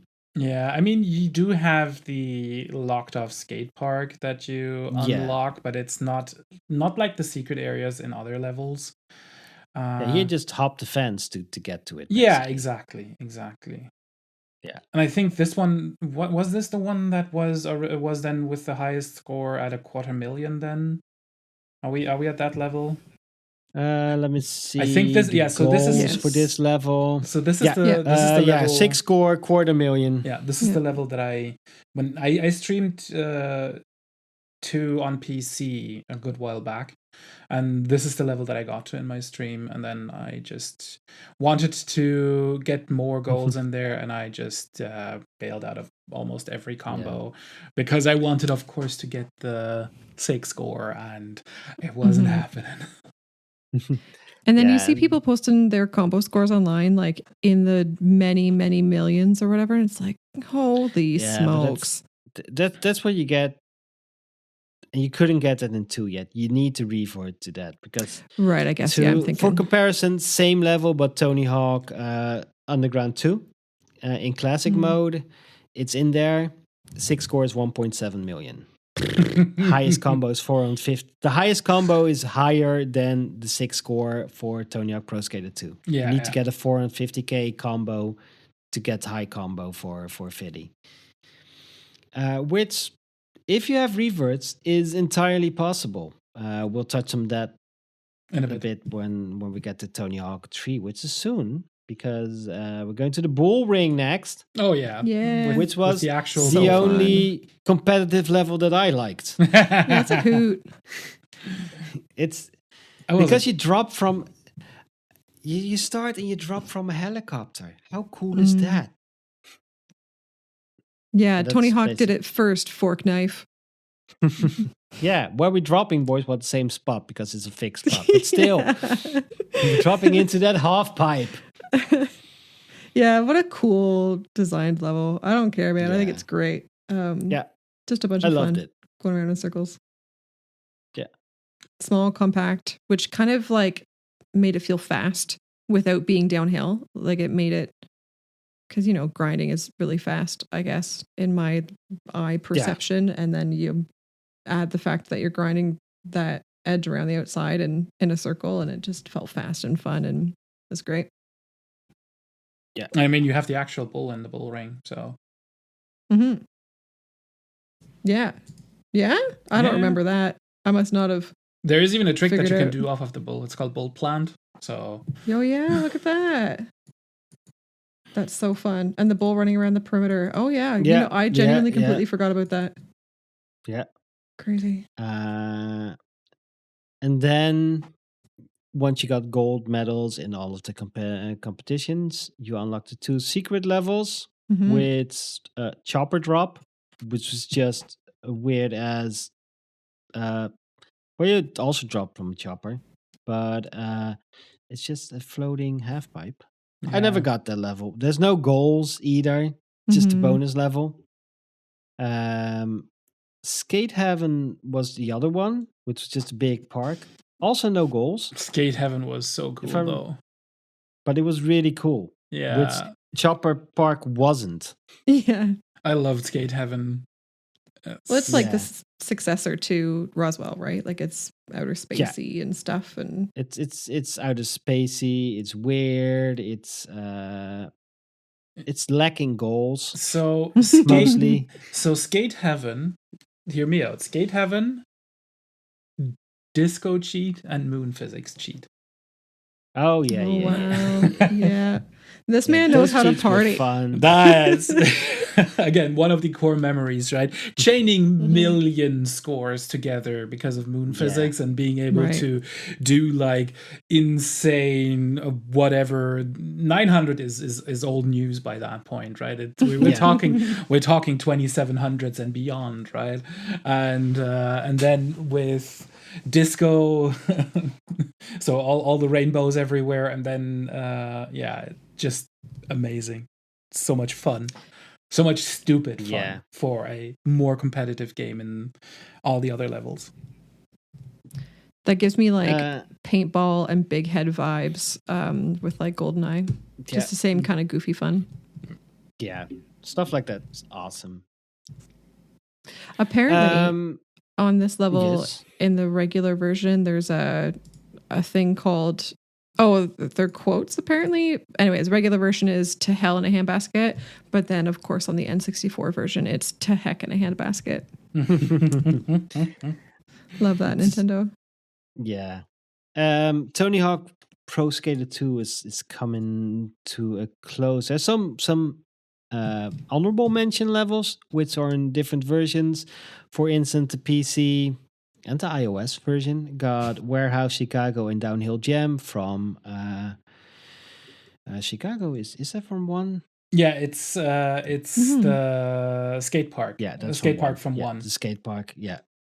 Nintendo 64 got Hoffman Factory, which is the opening game from level from the BMX game. Yeah. Because you had Tony Hawk Pro Skater, then you had Matt Hoffman BMX, and there was also a surf one, which I forgot who was the face for that. And the GBA got Warehouse and Rooftops Boston, which Wiki says Rooftop Boston is a Game Boy Advance exclusive level for the game Tony Hawk Pro Skater 2. It is a hidden map which is unlocked by completing the game 100% with all characters. That's all it says. It's that's it. Yeah, it's just that's all we know about that level. Tony Hawk Pro Skater 2 also introduced the cash system where you could buy stuff with. You got to create a skater, which, you could buy stuff with the cash system for that, and the creator park. That's where I was going to go, was shout out to all of the, this is probably another game where I spent more hours in the level editor than actually like playing it. Cause again, like I was 10, I was crap at games, but I really, really enjoyed it. And I enjoyed having that time with my older brother. But when I wanted to do the thing that I wanted to do, it was the level editor. Probably hundreds of hours, I'm thinking, I spent in that level editor just making dumb, awful levels because I don't think I understood the concept of like creating a line properly, right? I just wanted to make cool looking skate park.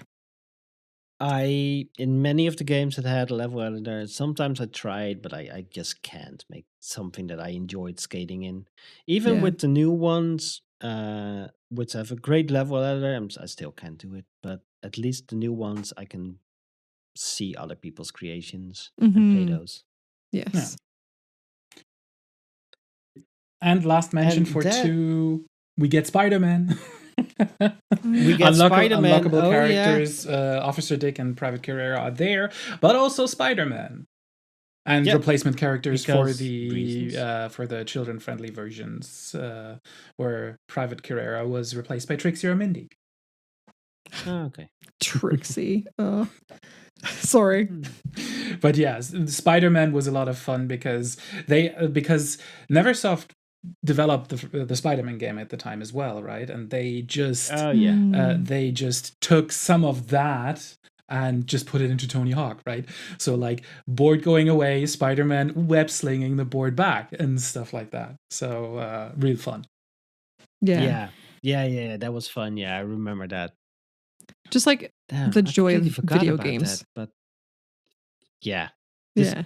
it's fun when the people making the game are having fun, Mhm. and you can tell they're having fun. Mhm. Then next up is Tony Hawk Pro Skater 3. This is going to be a long one. I just look at the timer as well, and I thought, oh, okay. We're going to try to sidetrack a bit less during this one and see if we can do that. Tony Hawk Pro Skater 3 introduced reverts, most importantly. It also introduced multiplayer. It was actually the first game on PlayStation 2 that had online multiplayer. It had a lip rail balance bar as well, which was new, apparently. Yeah, for when you like go up to the ramp and stop on the ramp. The and- lip balance meter was still non-existent. Yeah. Big Drop was removed again because fans did not like it. They added pedestrians, and you could now also, in Create a Skater, create female skaters. Yeah. Oh my god. Skater die do that. Proactive video game developers thinking of more than just one target demographic. Yeah. Then just going back to the characters. multiplayer part, this is actually notable on the PlayStation 2 because the PlayStation 2 network adapter wasn't even introduced when that was already present in Tony Hawk's Pro Skater 3 on the PlayStation 2. You could do it with a standard USB network adapter. So you didn't need the official thing from Sony for this. But yeah, they introduced that before Sony officially had an accessory for this. That is nice. And let's quickly run through the developers. We have Neversoft, who main developer did the PlayStation 2 version. The PC port has a new name. Well, not a new name. It's a well-known name in gaming nowadays. Gearbox did the PC version. Edge of Reality did the Nintendo 64 version again. The PlayStation 1 port, I didn't even know there was a PlayStation 1 port specifically. But yeah, this was made by Shaba Games. Vicarious Visions did the Game Boy Advance port again. And Hot Gen Ltd did the Game Boy Color port. There's also a downport for 4 to the PlayStation 1. Just saying. That's crazy. Wild. Also, this is the first one from what I've seen that had a separate publisher for Japan, which makes sense because in the available characters, I see a bunch of Japan-only characters this time. Well, we had special Korean unlockables in 2 that were in the Korean-only version, but yeah. Yeah, this is the Success Corporation published this game in Japan, whereas all the others only have Activision listed as the publisher. Yeah, speaking of unlockable characters, there's so many more in this game. There's so many. Holy moly. Let's just dive into them straight away. We have... I'll do the first two. Darth Maul and Wolverine, just small characters. Yeah, just why not, right? Why wouldn't Okay, you go why for not? Darth Maul? Yeah, like Yeah. who cares about Wolverine? Maul was just so iconic. Oh my god. Didn't he have a special like grind where, or was it every grind where he just had his Lightsaber out as Yeah, I a think- balancer. yeah. Yeah. Mhm. Yeah. So cool. And then we had, of Man. course, the standard characters, Officer Dick and Private Carrera, but also Ollie the Magic Bum decided to debut as a skater as well. It's also where he was named Ollie the Magic Bomb. Yes. Where for previously the goal was called Ollie the Magic Bomb because you had to Ollie over the Magic Bomb. Oh. And Oh. he he Oh, I became see. Ollie the Magic Bomb. Yeah. That's funny. Yeah. I love that. And then, Then jumping into some surfing, maybe? yeah. I couldn't come up with the name Kelly, before, but yeah. Kelly Slater, which is Oh, yeah, the of course. titular character for the surfing game, Yeah. And he, who had a surfboard. yes, because screw physics, that's why. It's an arcade Yeah. game. We come back to that. And then we had two more for the PlayStation version, which was the Demoness, which was just a succubus, basically a barely clothed female demon. She had a special Yeah. trick. She had a special trick though that was called the Antichrist. So Oh, was that the one where she like kind of floated over the yep. thing? And then you had the Neversoft eyeball, which they kind of gave a body. Kind Very of. Frankenstein. But also version exclusive unlockables. The Game Boy Advance got Mindy again. Of course, Yeah. because we have to have Mindy. Yeah. And Sean Palmer, which was a snowboarder, skier, mountain biker, motocross rider. I have no idea. I think Because there was a snowboarder version of of course, there Yeah. was a snowboard version of the thing. that's what I was about to say. The PC got Doom Guy. Very cool. Yes. Yep. And the Xbox got X-Ray, which was a skeleton. Hmm. So a lot of unlockable characters, like almost as much as just characters. Yeah. Yeah. Which I Spec- think just makes it, again, like back to the joy of just having joy and fun in video games. Just a darn hoot to have all these Yeah. goofy characters. Yeah, it's just. I remember from this one specifically, Darth Maul. Yeah. Yeah, He absolutely. stands out for sure. Yeah. Yeah, I mean, Wolverine was Especially- also fun because of the trick Yeah. that Wolverine does, where he just punches through the board with his claws and then Oh, cool. grabs it that way. So yeah, there are a few memorable moments, but I mean, Darth Maul, redhead, black robe, red dual lightsaber, holding out to the back to balance. It's just yeah. Hmm. yeah. Absolutely iconic for the time. Let's run through the playlist quickly. It's like twice as many songs as, or almost twice as many songs as the other games had. We got AFI with The Boy Who Destroyed the World. We got the Adolescents with Amoeba, which was pretty much the team from Buffy.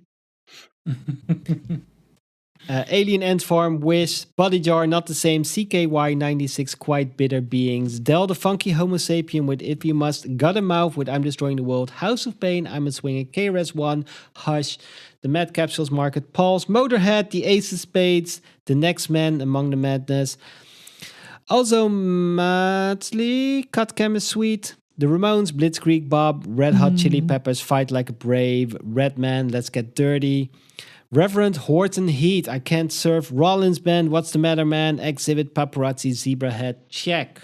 For me, this game was the introduction to Reverend Horton Heat, which so good.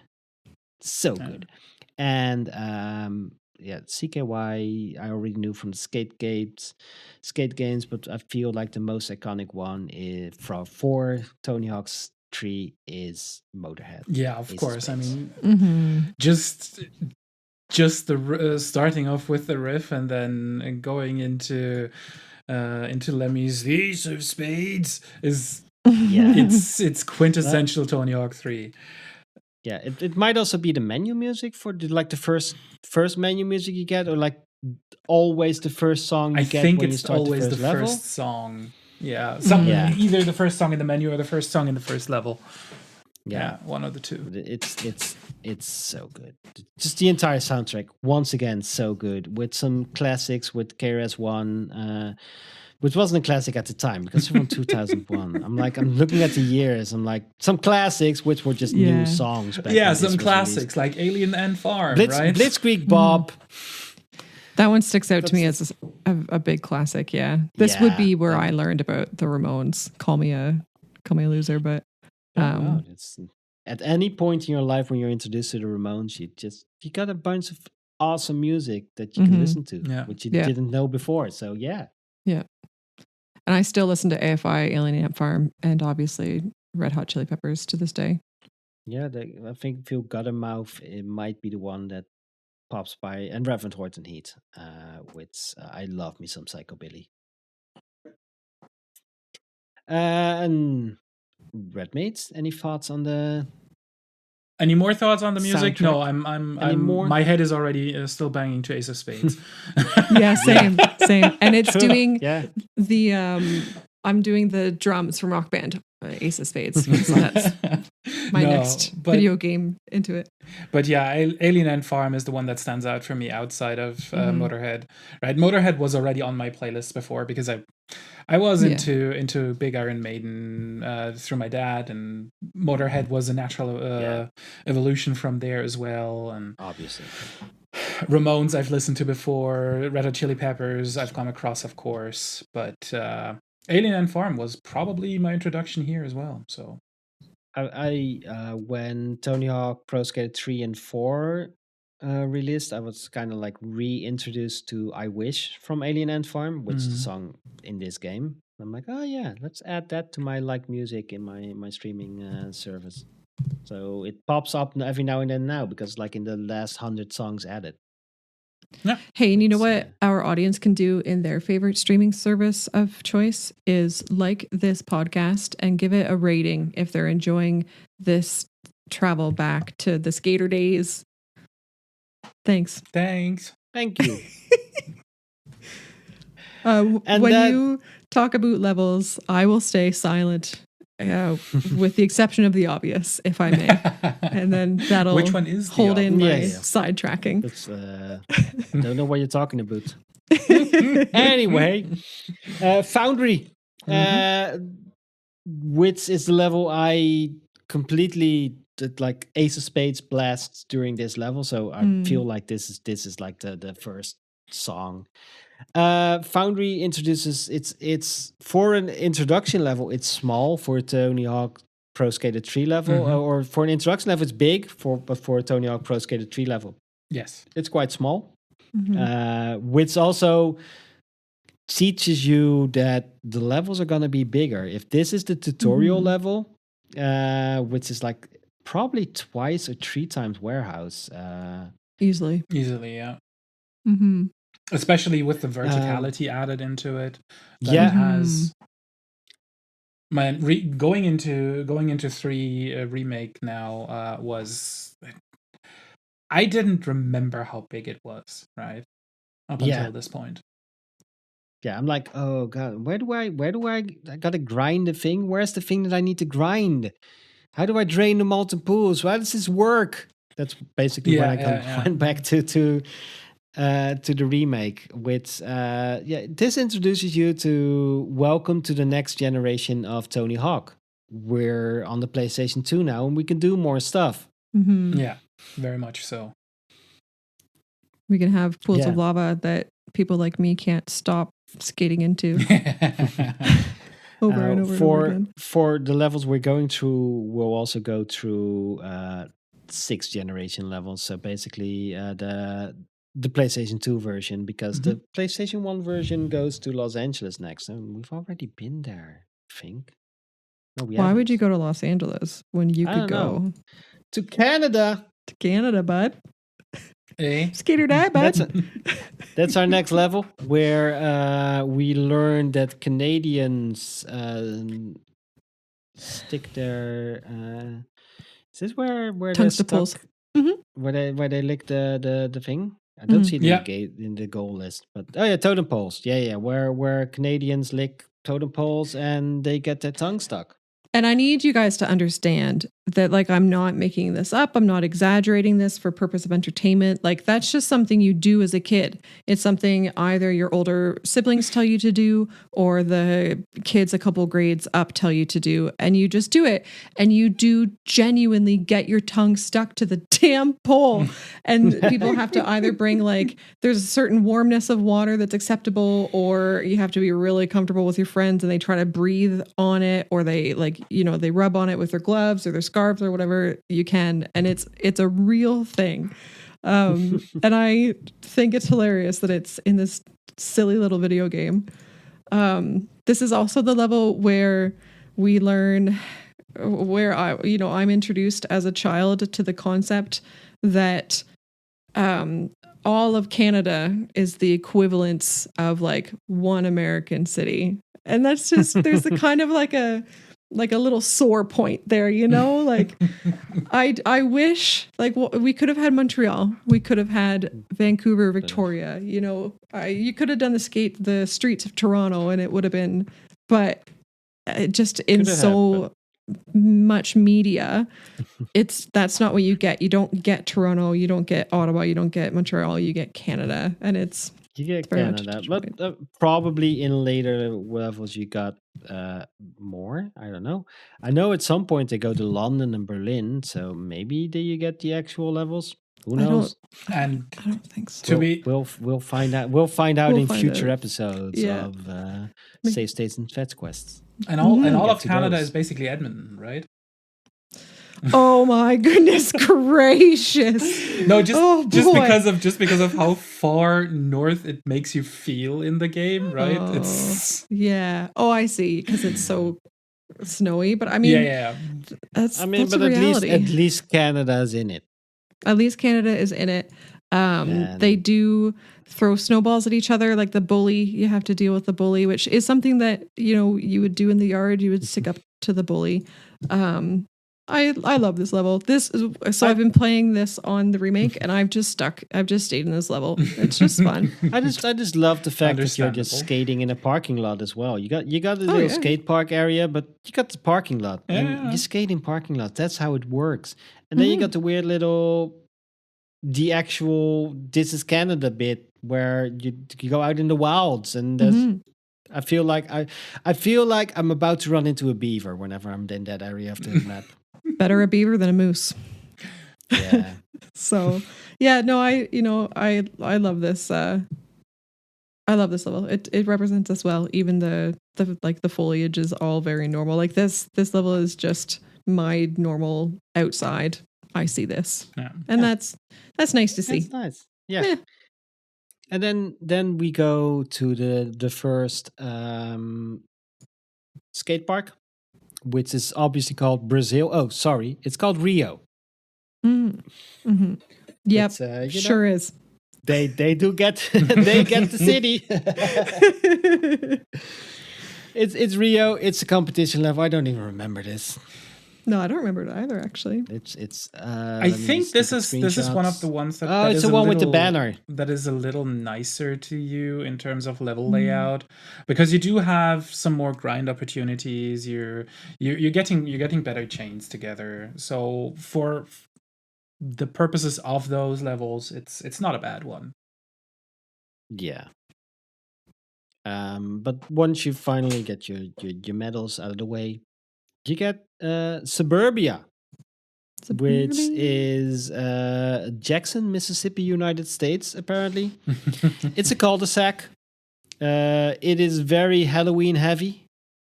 More so in the makeover, in the remake. Oh, yeah. Than in the original. The original just has a haunted house. In the remake, it just looks like the house is decorated for Halloween.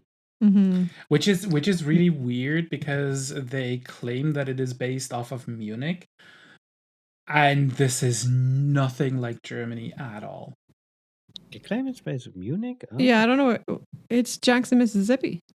Yeah. Jackson, Mississippi. Woo. And Well, it's it depends. so Okay, so it depends. It depends on which source you're believing, because I'm looking at probably a different source then, but that source mentions that it's based in Munich rather than that. But Oh. Yeah, I'm looking at what the game says That's fair. as the location, yeah. which doesn't mean it's, but because it's trailer park, it's construction, American to me. that's cul-de-sac. that's exactly the thing. It right? screams American. It screams American, which to is me. when I read up Yeah. on this on the because I'm reading this up on the wiki, on the Tony Hawk wiki, and Yeah. It also mentions Jacksonville, was it right? It mentions that there as well, but it's just the first one. I read this and I thought, no, this is not Germany. No, this is not how this looks here. We do not have cul-de-sacs like that, with a big circle around. We don't have trailer parks. I mean, the haunted mansion, yeah, sure, you can find those a dime a dozen on every street corner, but. And that house is such the classic, like, haunted house shape that you always see in these old video games. Yeah. It's like the Addams Family could move in. Yes, absolutely. Yeah. Apparently, there's also, if you play as Demoness, stuff will happen with a Tin Man in there. You will fall in love. Thought. But yeah, I like this level. It was very confusing getting. I remember very confusing getting the what's it called, the satellite dishes. Yeah. In place, because it's called like it's called Help the Tin Man or Restore Power to the Dish. Yeah, that's it. But it's part of what you're doing to help the Tin Man. I think that's also has something to do with it. I was just confused all over in this one, basically. I'm just a lot of confusion about what I have to do, but it's a fun level, so it's okay. There's ice cream talk. What's not to like? I wish we still had those. I think the next level might be my favorite level of all first 3 Tony Hawks. Is it cruise ship next? Oh, it's the airport. It's the airport, which I absolutely love. Super fun. Big part of it is it has an awesome hidden area. You know, you just go through the X-ray and you get a big extra area. It's like, oh. Yeah. I mean, that's fun. Yeah. What I liked about it is that this is one of the first levels that I remember where because this is again one of these tunnel levels from start to finish, basically down. This is the first level where I managed to get basically everything in one go down, which is just so yeah.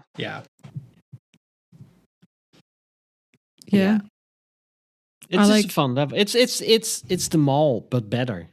Yeah, and I think I found it easier to navigate. Like, it was just a little bit more open enough that I could like turn around. Because man, I suck at turning around in these games until the double tap option or whatever it is. It was a fun level. Yeah. Which brings us to Skater Island. Which is the second competition level. Oh yeah. It's a big park, but it feels like it's a well constructed level. As far as like these big indoor skate parks go, I think this was one of the ones I liked most. Could be for a very big part that there's a pirate ship outside, but only on 6th gen consoles. If you go to the downport, which is no 6th gen is the one we play. If you the downport doesn't exist. If you go down to the PlayStation 1 version, which is one that I played a lot because I didn't have a PlayStation 2 when this game came out. No pirate ship. Yeah, that's just a shitty level. Apparently in the remake you don't even have to unlock them. I'm not this far in the remake yet. I've been busy. Yeah, I got stuck on but Canada. apparently you don't have to unlock the. You can just go to the pirate ship. Cool. Perfect. Great. So the next level, which is apparently for some reason, PlayStation 1 just flipped Los Angeles and Canada up in places, but we're going to Los Angeles next, which is one of the big city levels, which I mostly remember for if you skate in the right or the wrong spot, there is a earthquake, right? Is that this one? I remember an not get this far. earthquake, but I don't. Yeah, you got the Was that- earthquake was that gaps. The here? player can start an earthquake by grinding the 4 rays. It will Ooh, yeah, destroy yeah, the yeah, bridge. yeah. Yeah. Which is also a goal. Right. Yeah. Now that you say it, yeah. I didn't that get might as be- far. Yeah, it might be one of my few instances in video games where I don't mind a screen shake. Is if you intentionally trigger an earthquake. I hate screen shakes. But that's like, oh yeah, I did that.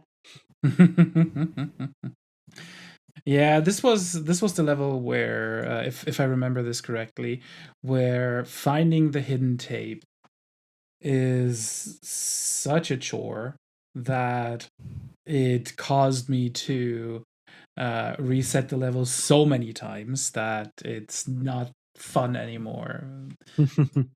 Yeah.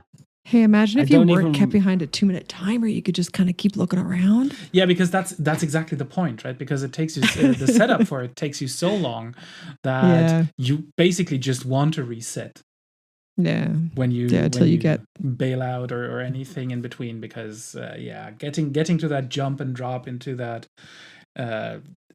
it's just a chore compared to a lot of the other things. Yeah. And then we get to the most high-tech level.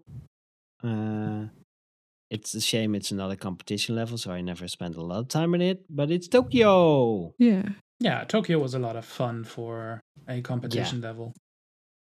It's just it has the loop-to-loops. Yeah, that's what immediately stands out, right? Yeah. Skating through a loop-to-loop is fun. That's why the bull ring was fun. You ever watch videos of people doing that, like in real life or whatever? Now, Yeah. Wild.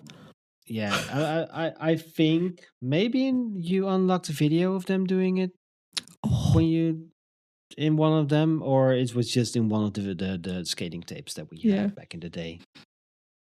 What I found, it's wild. What I found interesting about this was, if you ever go out of bounds, it will use the generic "water bad" out of bounds message in this game, in this level. Fun. So for a lot of levels, they have specific ones, but for this one, why I don't know, but it's and there is no water around there. So when I got that the first time, I was like, "Water? What water?" That's funny. Yeah, because it's a high tech on top of a building in the middle of with a blimp, and where's the water? Doesn't your make heart. any sense. The bail message was the water we made along the way. Oh, fair or something. Fair.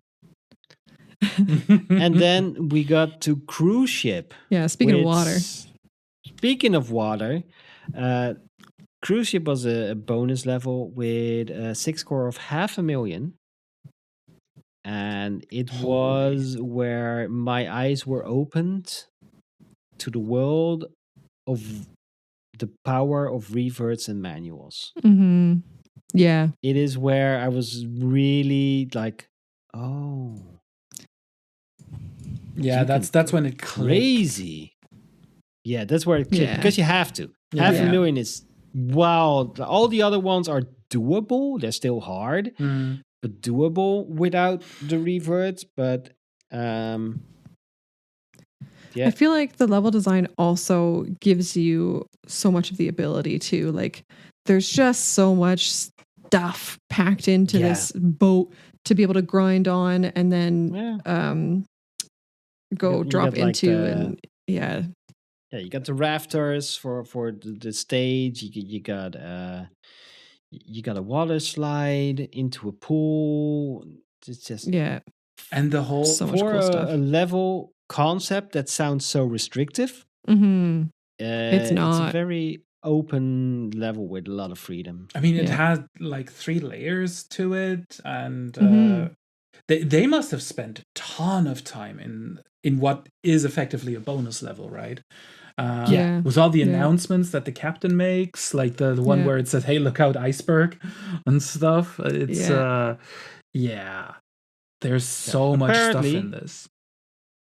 if the player looks out to sea, they can see an island, and that is Skater Island, Hmm. the one from one of the competitions. Hmm. Yeah. When I pretend that I'm not Canadian and therefore Canada is not my favorite level, this is the level that I think of when I think of Tony Hawk in general. Like, I think it might even come to mind before Warhouse does. Maybe that's my recency bias of playing the 3 and 4 remake so recently, but this cruise ship is the level that sticks out for Yeah. me.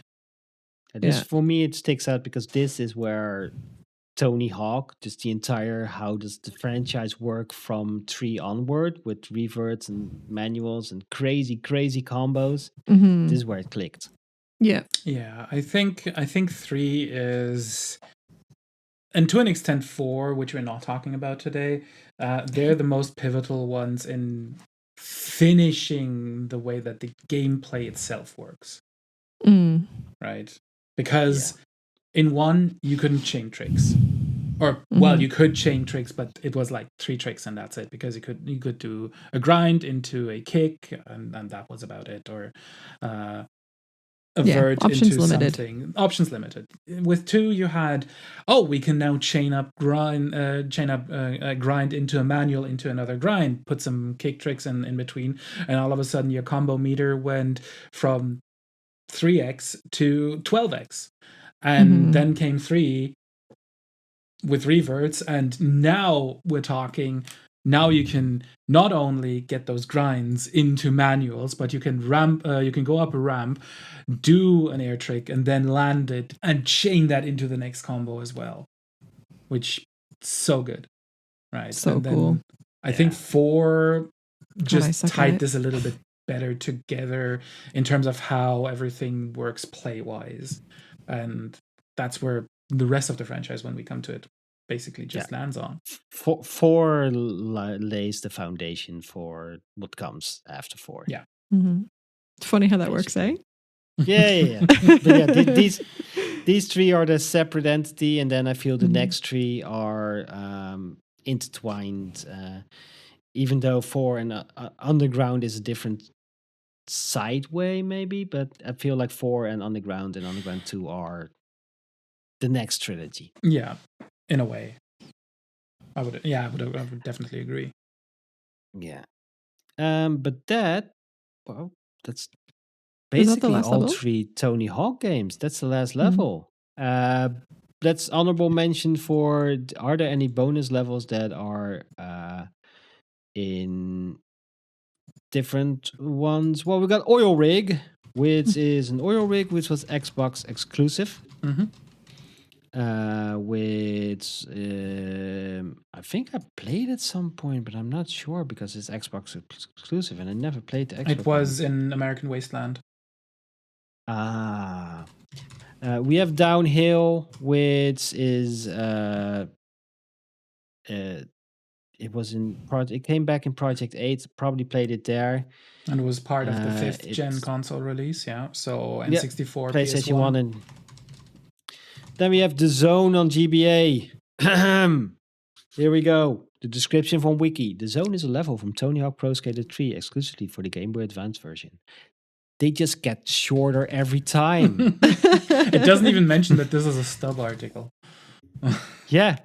And then there's Paris, is an unreleased Tony Hawk Pro Skater 3 level that was removed from the game at the development stage. However, this level is still present in Game Boy Color version. There are screenshots of the early beta versions. There's no screenshot. Oh, there's a level select screen from the Game Boy Color version. So there's no screenshots of the one that exists, but it's going to be up to us to play through them and update these wikis. Yeah. Clearly, we need to get screenshots for them and get some extra information. Mhm. Clearly. That brings us to the end of the episode. Which over here we have a tradition. Oh wait, can we do one thing before the tradition? Oh, It'll be yeah. super quick. First, We're gonna the first Toadies thing. we're gonna we're speed always- run this. Yeah. All right. Red Mage, regular or goofy? Regular. Ras, Regular. goofy, and I actually skate goofy personally. Same. I skate regular. Yeah. Red Mage, Mongo or not Mongo? Do you I don't even push? know. Do you push with your front foot or your back foot? Do you know? Oh, back foot. Yeah. So that's Mongo, I believe. No, that's not Mongo. Yeah. Not Ras? Mongo. Yeah. Not I think- Mongo. Yeah. Yeah. I push with my back foot too, I think. Actually, I don't remember, to be honest. It's been a long time. Vert, street, or all around is the third option when you're customizing. Red Mage. Street. Ooh, Ras. Street. Ooh, I think I would maybe say vert. Like if most of my skateboarding experience is in a skate park, I guess I say vert. Yeah. My Not that I'm any good at it, but- skateboard experience is street. My personal Cool. skateboard experience is exclusively street. Yeah. Oh, you guys Yeah, are so yeah. rad. I have never dropped in from a half pipe into a half pipe. Fun. I am awful at it on the skateboard. I really, really tried because I wanted to impress a boy. Still own my skateboard. But I eventually segued into doing rollerblades on the skate park instead. And that I did get pretty darn good at. But I think I'm a skate Ah. park kind of person. So Okay. Fair. fun.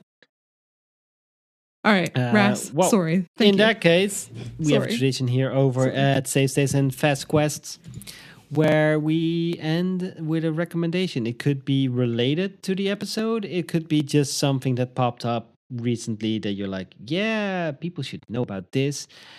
And Red Maids, what is your recommendation? So my recommendation, I don't have anything specific game-wise today, so I will just talk about how I named the our recording session, which is "Heaven Is a Half Pipe," a song by OPM. Go listen to it.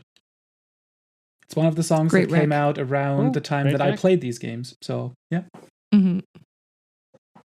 Great Rack. Toady?